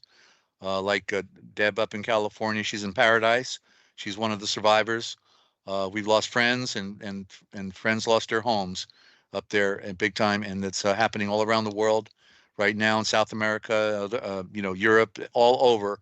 It's happening. So people need to know the truth, and so when you buy any book, if you can afford it, then you're supporting, a ministry here. This is not my project. This is Yeshua's project, ladies and gentlemen.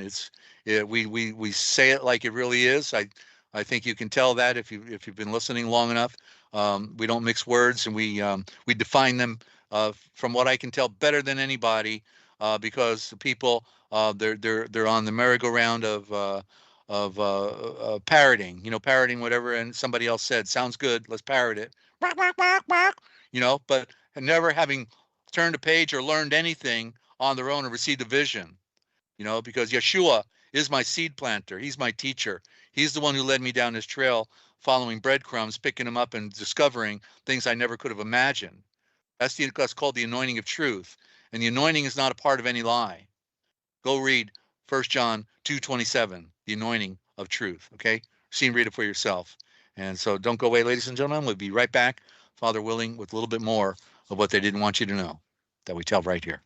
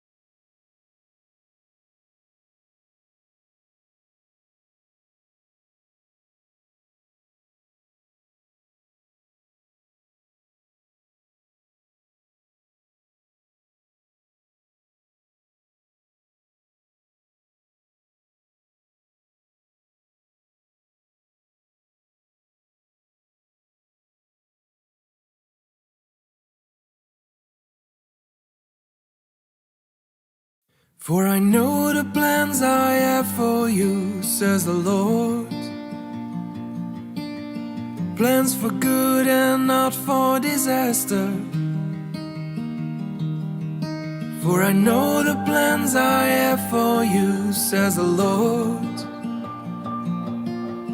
Plans for good and not to harm you, to give you a future and a hope, to give you a future and a hope. When you pray, I will listen.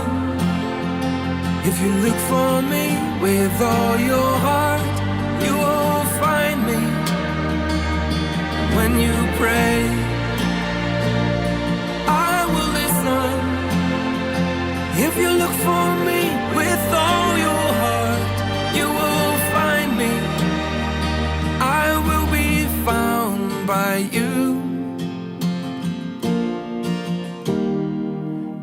be found by you.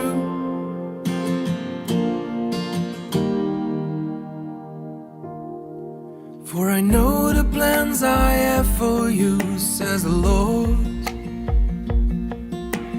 Plans for good and not for disaster. For I know the thoughts that I think toward you. Thoughts of peace and not of evil.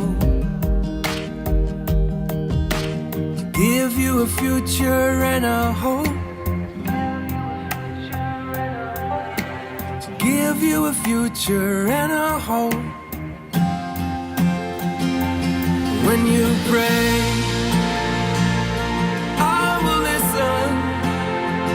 if you look for me with all your heart, you will find me. When you pray, I will listen. If you look for me with all your heart, you will find me. You will find me.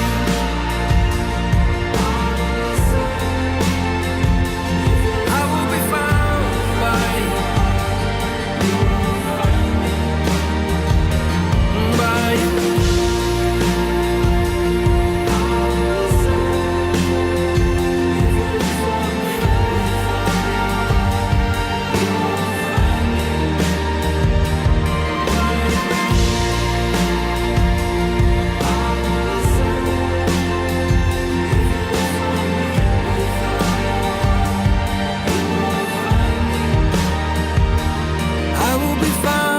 by you. Found by you.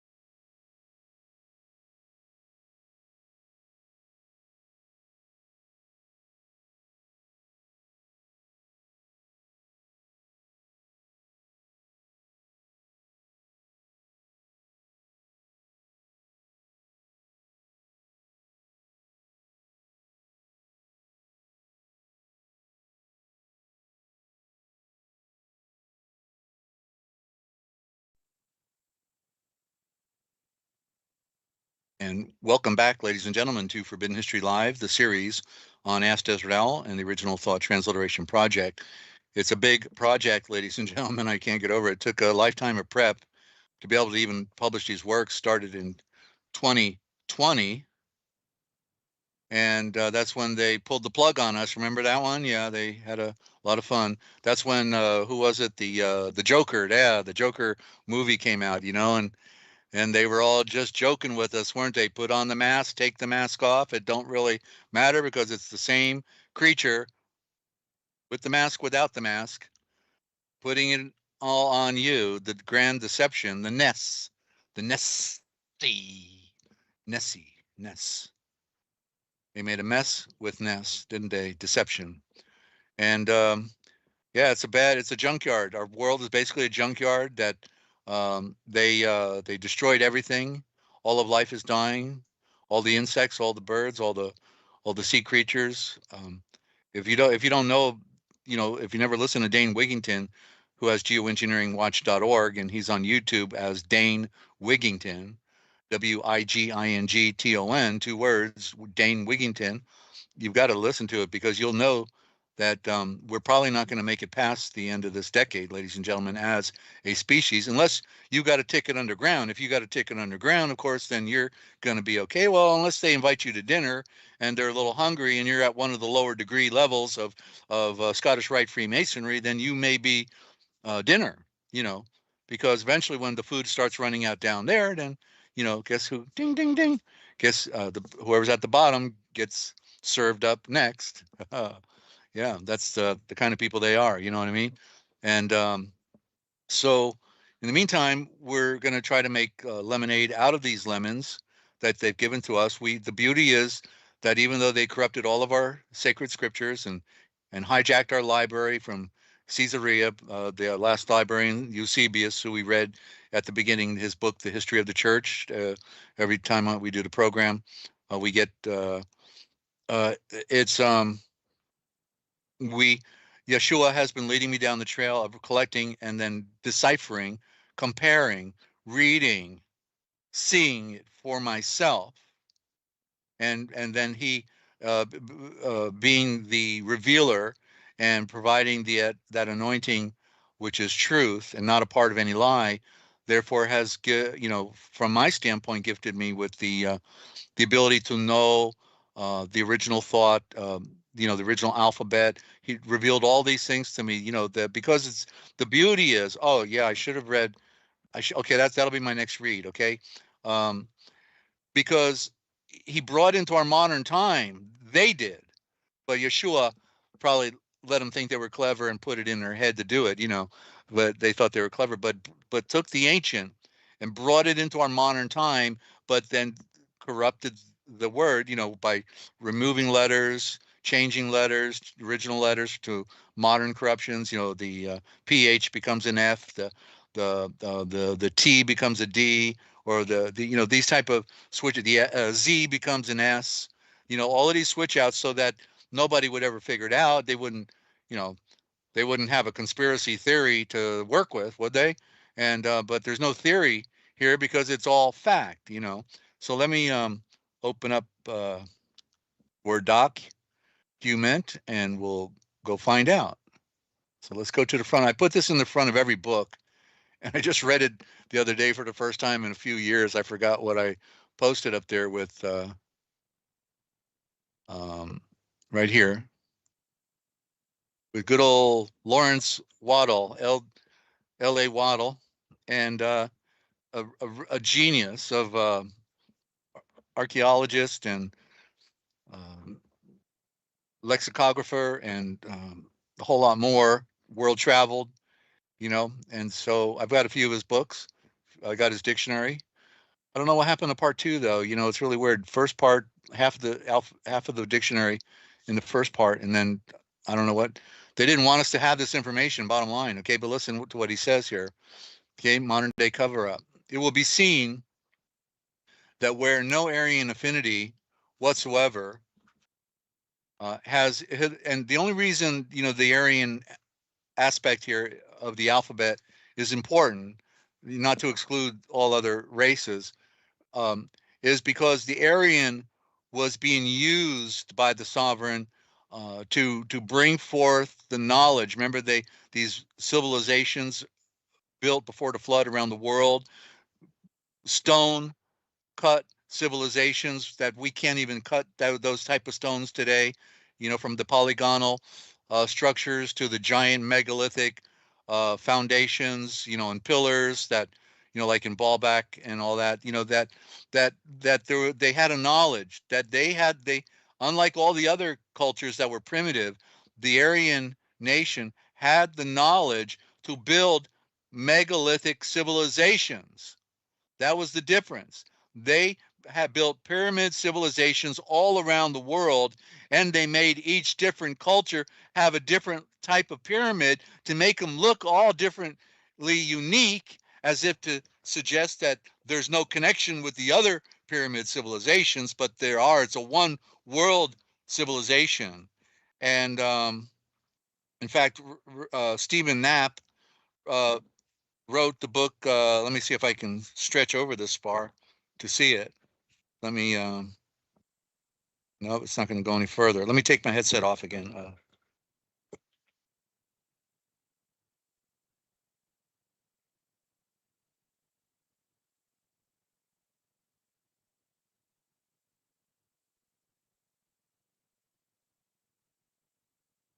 Proof of Vedic Culture's Global Existence.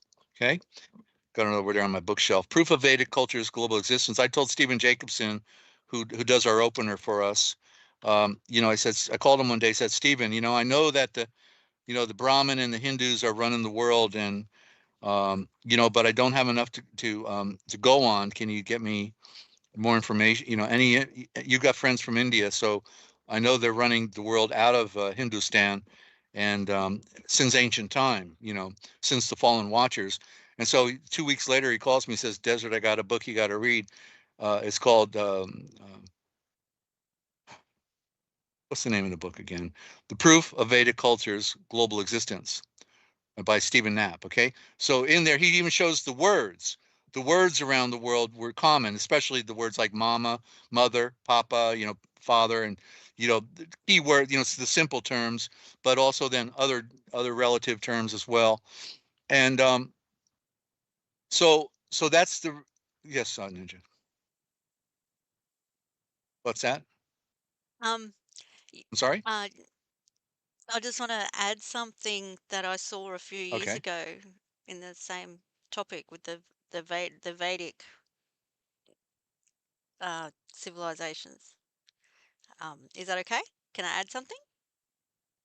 Okay. Okay. I see this as another one of the great lies of history, because the mathematics that we were taught in school is very complicated, and a lot of people don't get it, don't want to get it because it's so complicated. And yeah, that's what we're taught in school.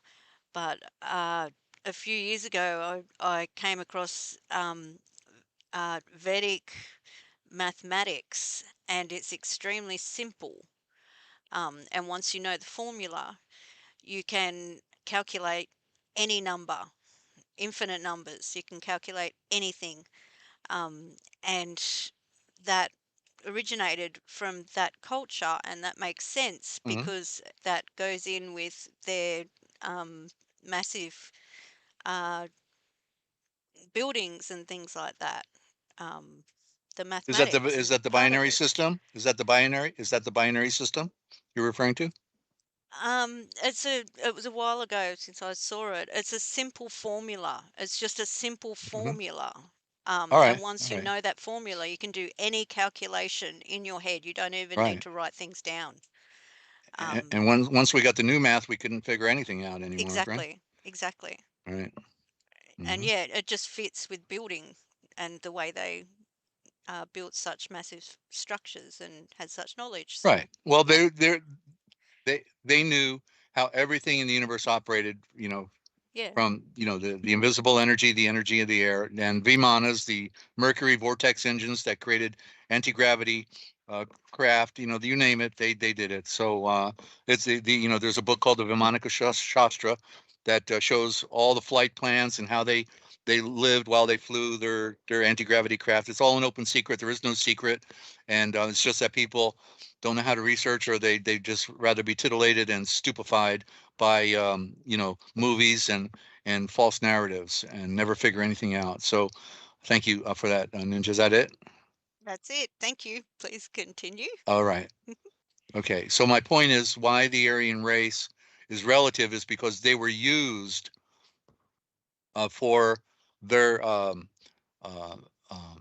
in other words, somebody, the Heavenly Father had to give somebody the download of super knowledge, and that came through Adam. And Adam, so there's a lot more where that happened in the beginning, okay? That we've been lied to about priesthood, and I can't get into that today, but in the future I will.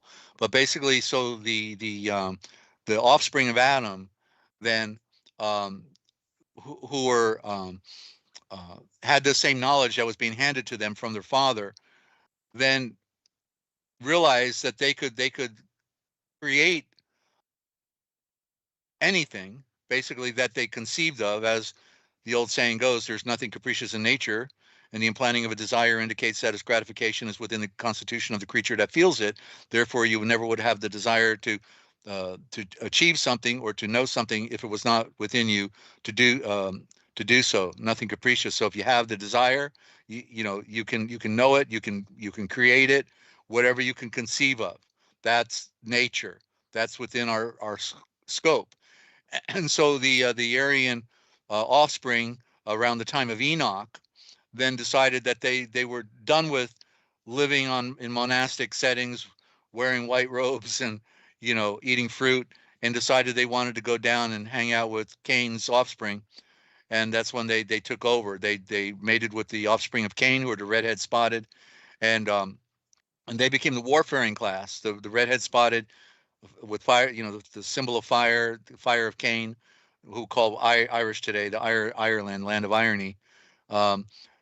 They then made them the puppet kings, and then they took the knowledge of the universe, that how they knew how everything operated, and that's priesthood. You see that everything, and then look at the temples, look at the cathedrals, look at, I mean, in comparison with pyramids, right? But look at India. Look at India. You got 100,000 temples in India, and 100,000 that used to be that are no more. And those are the most intricate. Look in India, because there's your Vimanas right at the top of those temples. You see the anti-gravity Vimanas looking like donuts. They look like round donuts on the top of many of those temples. And so the culture that has the greatest skill in molding stone images is India, and they're the ones orchestrating the stonework around the world. Each culture, they make look differently than the others, but it's still the same hand, the unseen hand running behind it. So they enslave mankind. That's what they decided to do. So they enslaved their Aryan brothers. So so Aryans aren't special. They're as stupid as anybody else, and the other ones are as wicked as anybody else. And they get everybody else to come in, the Goyim, come on and become a second-degree Mason, and and we'll trick you. We'll get you thinking you got the light, but don't read Manly P. Hall's quote. That the Masonic light is darkness, no doubt about it. The Masonic light is darkness. Manly P. Hall, 33rd degree Mason. So continuing on here with the thought, there is no Aryan affinity whatsoever. Let me try this again. It will be seen that where no Aryan affinity whatsoever has hitherto been noticed or even suspected, I think somebody knew. They just weren't talking. But by Assyriologists and Sumeriologists as existing in Sumerian, it turns out that all of the Sumerian words are radically Aryan, and that over 75% of the current are English words. 75%. That's what I'm talking about. He's my second witness. You see, Lawrence Waddle.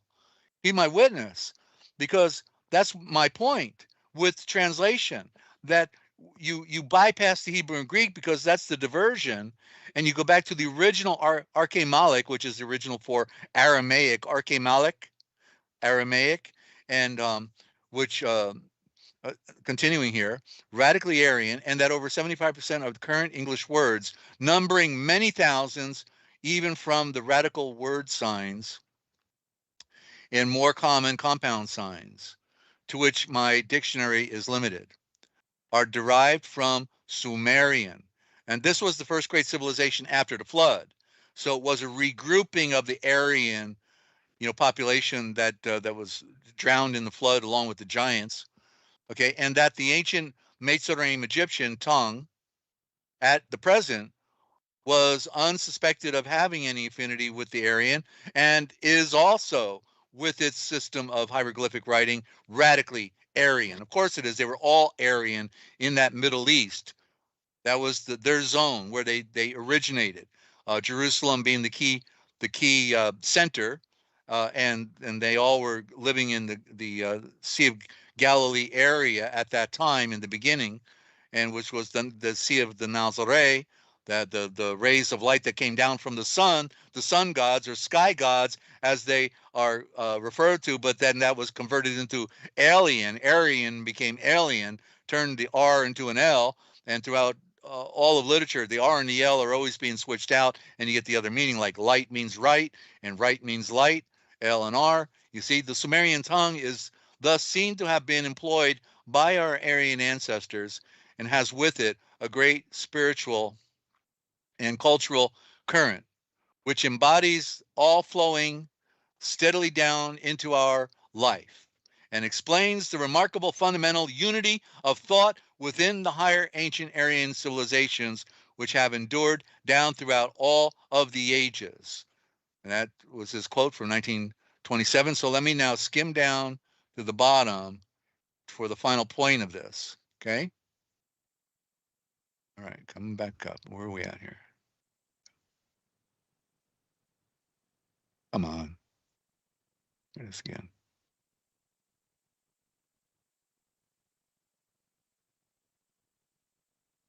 Okay, I think I've got it on this document. Let's see here.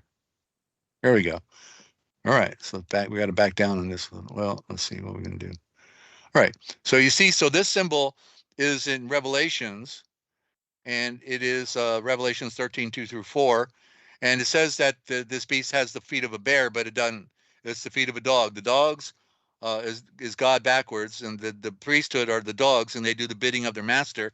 Yeah, master. Yeah. Where do you want me to go? You want me to go kill somebody, or what do you want me to do? You know, I'll do anything. I'll do anything because you're my mama. My mama is the mother church, and she feeds me, and the food is good, and I get free rent, and I get a big cathedral, and I get everybody bowing down to me saying, Father, Father. And then I get in a confessional every Saturday, and people come in and they tell me all of this stuff. I mean, wow, what a spy network I can have if I want to know what everybody does on the side. You know what I mean?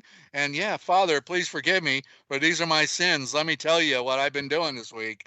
And, you know, wow. And that goes back to Babylon, ladies and gentlemen. That didn't start at the Vatican. That's Babylonian hyperbole. You know what I mean? So the chimera is Aramaic backwards. So this is an Etruscan symbol found in a tomb in Italy. And there you see the wound on the head, bleeding, and the serpent is breathing life by biting on the horn. The horn is a symbol of power, and the serpent is that mystical, metaphorical symbol of life. Biting on the horn is putting power back into this culture. It's about a culture, and the culture is ruling our world from the beginning of the fall of the Watchers, who we find their name today, which Watcher in the original thought is Vekoresh. Vekoresh we see in the Vatican as vicar. Vekoresh, vicar. You see, there it is. That's Watcher. And that's why you look up in the dome in the center of the Vatican, right at the very central point, and that round dome, you see all those little eye slots, all those little eyeballs looking down at you. You see, the all-seeing eye.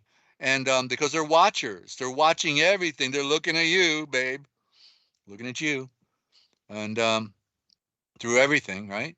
So, so there it is. You see, so what Waddle was saying is expressed in this as well. And so what the thing was that when I was in my mid-20s, I got the book The Roots of English by Robert Claiborne out of Times Books, and I couldn't begin to wrap my mind around what he was showing in his dictionary. And then 20 years later, I pick it up after I learn a little bit more about the stuff of life, and then all of a sudden, wow, I get it, you know. And so I've gone further than Claiborne, because Claiborne wasn't doing it from the conspiratorial aspect of you know, the world being deceived by a certain culture that has it in for us, but that it was just interesting. You know, from his standpoint, it's just interesting. He may have known, if he was that smart to write that book, which is really phenomenal, you know, then, you know, he may be an insider that just wanted to have a little fun and put it all on the table, and without ever mentioning Bhagwan Gandhi, Hashish Rashish, the little Hindu in a cave with his loincloth meditating and running the world. But in spite of that, he and that's of course a joke. I used to tell that joke all the time, that the world's being run by some Hindu in a cave, you know. And then I found out as I continue to pursue the knowledge, well, basically it is in India, but it's not just some little guru, but it is a culture that is Aryan at its core, and yeah, operating in secret. So these words. So like I put here, you see the anagram of these words that we see in the symbol, right? So the goat we see is toga. So there's your senators. They're the ones ruling, making legislation. The goat is the toga. The blood is the lube, the lubrication. that keeps thing going around. Let's keep spilling some blood, guys. It's good for business. Yeah, we don't need some of these people anyway. They know too much. Serpent is person from the legal standpoint. If you're a person, that means you're a serpent, and that's an anagram. Dragon is Dagon. So they say that the priest got the Dagon hat of Dagon, but Dagon is dragon and dragon is serpent. They keep saying it's a fish, but it's really a serpent. See, a fish originally was also a serpent as well. That's Vishnu. So they're representing the goddess Vishnu out of India in the Vatican with that hat as well. And lion is nail, because when a lion jumps on you, you get nailed because he puts his little claws into you and you're being nailed. Jaw is Jew because everything's coming out of the Jew's mouth, which is running the world because they've got the autonomy. They print the money. They are the world Babylonian culture deceiving everyone. Scales is class. Leopard is red pole, because the red, is the there's the maypole and May Day, and so it's another part of their symbolism. The world is going around. The axis mundi, the center. They're at the center of everything. Spotted is top dogs. I like that one. Top dogs. They're good dogs. And the deputy dogs. Dog is God. Priest is go fetch. Feet, fee. So they charge a fee for the fae, and do it for the woman. The men wearing dresses are representing the woman. It's a whore. It's not the virgin. It's the whore. It's the duality of the lunar. One looks good, the other one not looking too good, and she's running the world. So my voice is wearing out, so I think this is my point where I'm going to stop it tonight, ladies and gentlemen. But yeah, ignorance is the greatest deceiver. Okay, knowledge is what sets you free, ladies and gentlemen. Knowledge gives you a foundation to stand on. You can't be confident. You can't be saved and be ignorant unless it's a miracle and a grace of the Father, because he come to make us an enlightened being, to be lights, to shine. And that is the metaphor for sharing knowledge and the answers of life, of our dilemma, who we are, where we are, why we are, when we are, and what are we going to do about it. Okay, so the moon is just a reflection of that greater light. That's their Lucy in the sky with diamonds. And John Lennon thought he could take the world on his own. There is no war. Boy, he was deluded. I mean, John had a good idea, but he left off the sovereign of the universe. He thought he could do it himself when he went against MI6 and the Queen of England, and the Rothschilds, because that's who created the Beatles. It was MI6 and the Rothschilds creating the new hippie movement back in the days of the 1960s. And so he was wise to those secret societies, and that's why he moved to New York. Thought he could, get a new life going, but they weren't going to let him get away. Just like they killed his best friend Paul McCartney and put in a MI6 agent that looked just like him. Probably had some work done on him, or else they pegged the right one to kill with the right lookalike that they had available, and then they knew that they better do what they're told or else. But then finally, he went to New York and fell victim to an MK Ultra mind control Project Monarch victim, and who thought he was gonna take down the wealthy, like John Lennon was wealthy in comparison to the Rothschilds. Give me a break. So or to the Queen of England, So anyway, that was the way they played it out in the movie. Anyway, So amazing world. We have Mr. Smith, Mrs. Smith, and Smith is another code word, of course. And I'll stop sharing here so we can get back to the main screen. Stop sharing. And so, ladies and gentlemen, I am grateful that you stopped by. Hope you tell your friends about the broadcast. Don't forget, we're here to serve. We're trying to have a revolution in thinking, because mind control is affecting everyone. Okay, you can't be sovereign and free and under mind control. You can't be using slave words and be a sovereign. soul salvation can come to anyone.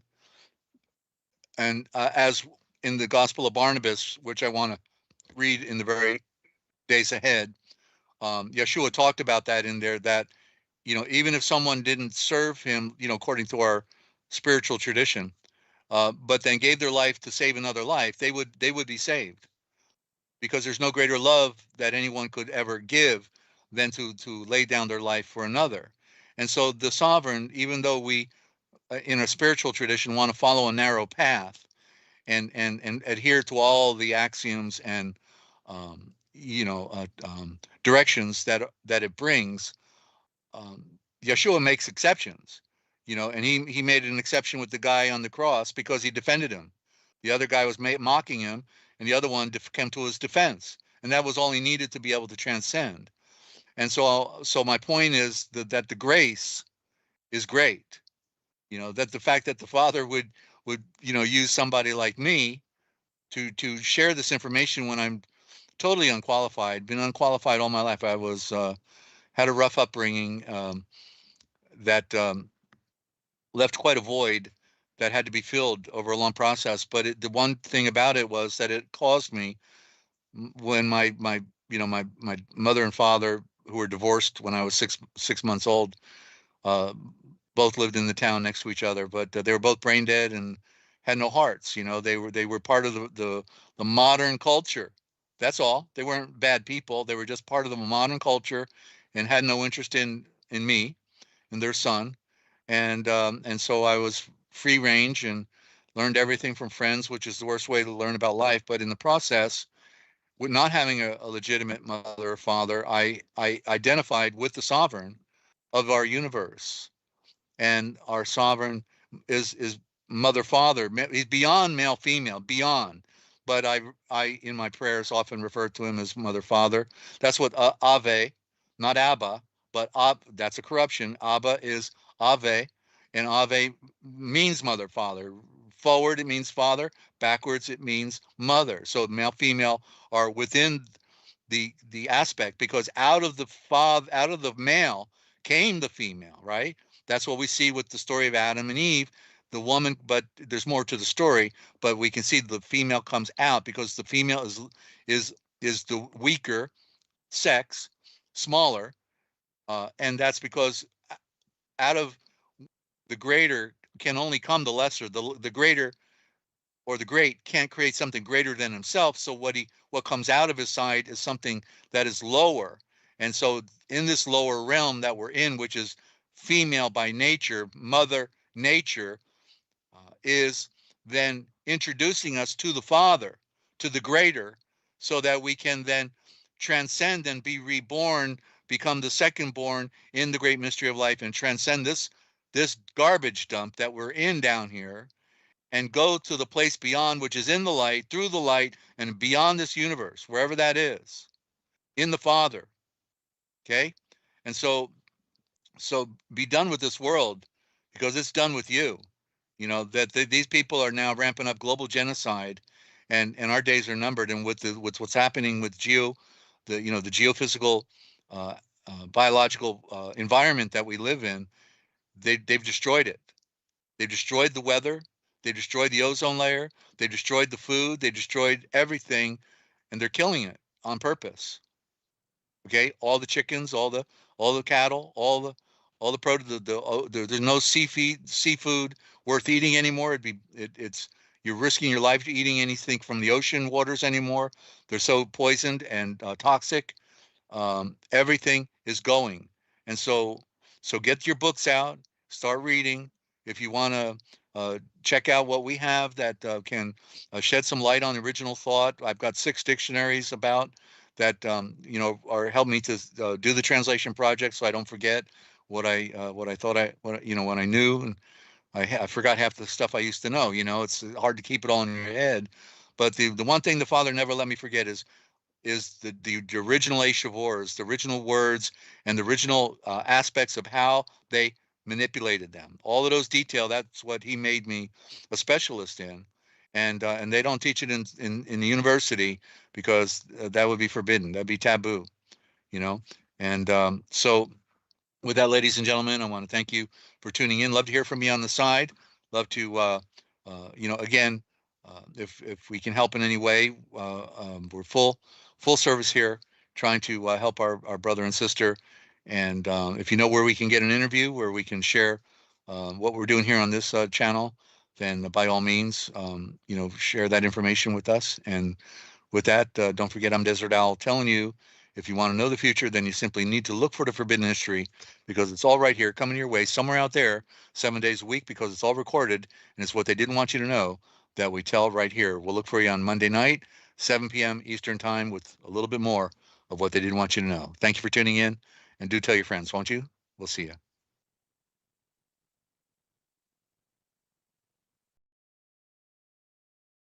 Starry, starry night, paint your palette blue and gray. Look out on a summer's day, with eyes that know the darkness in my soul.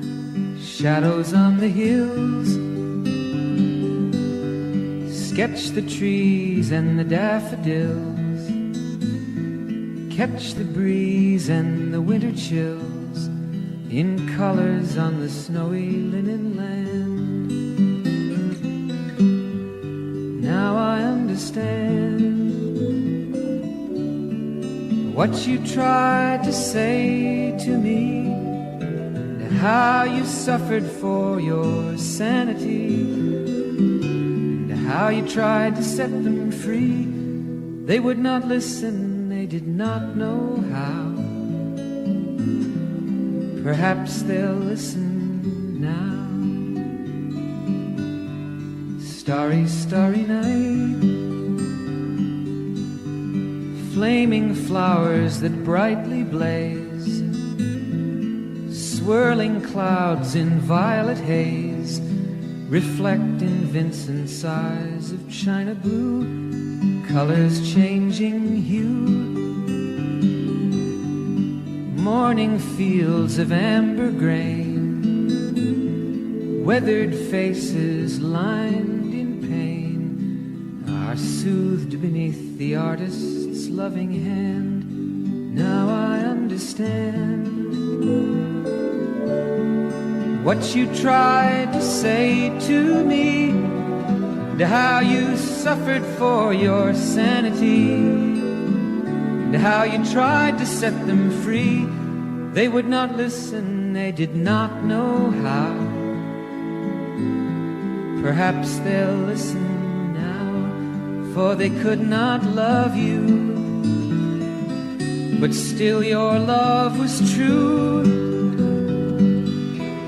And when no hope was left inside on that starry, starry night, you took your life as lovers often do.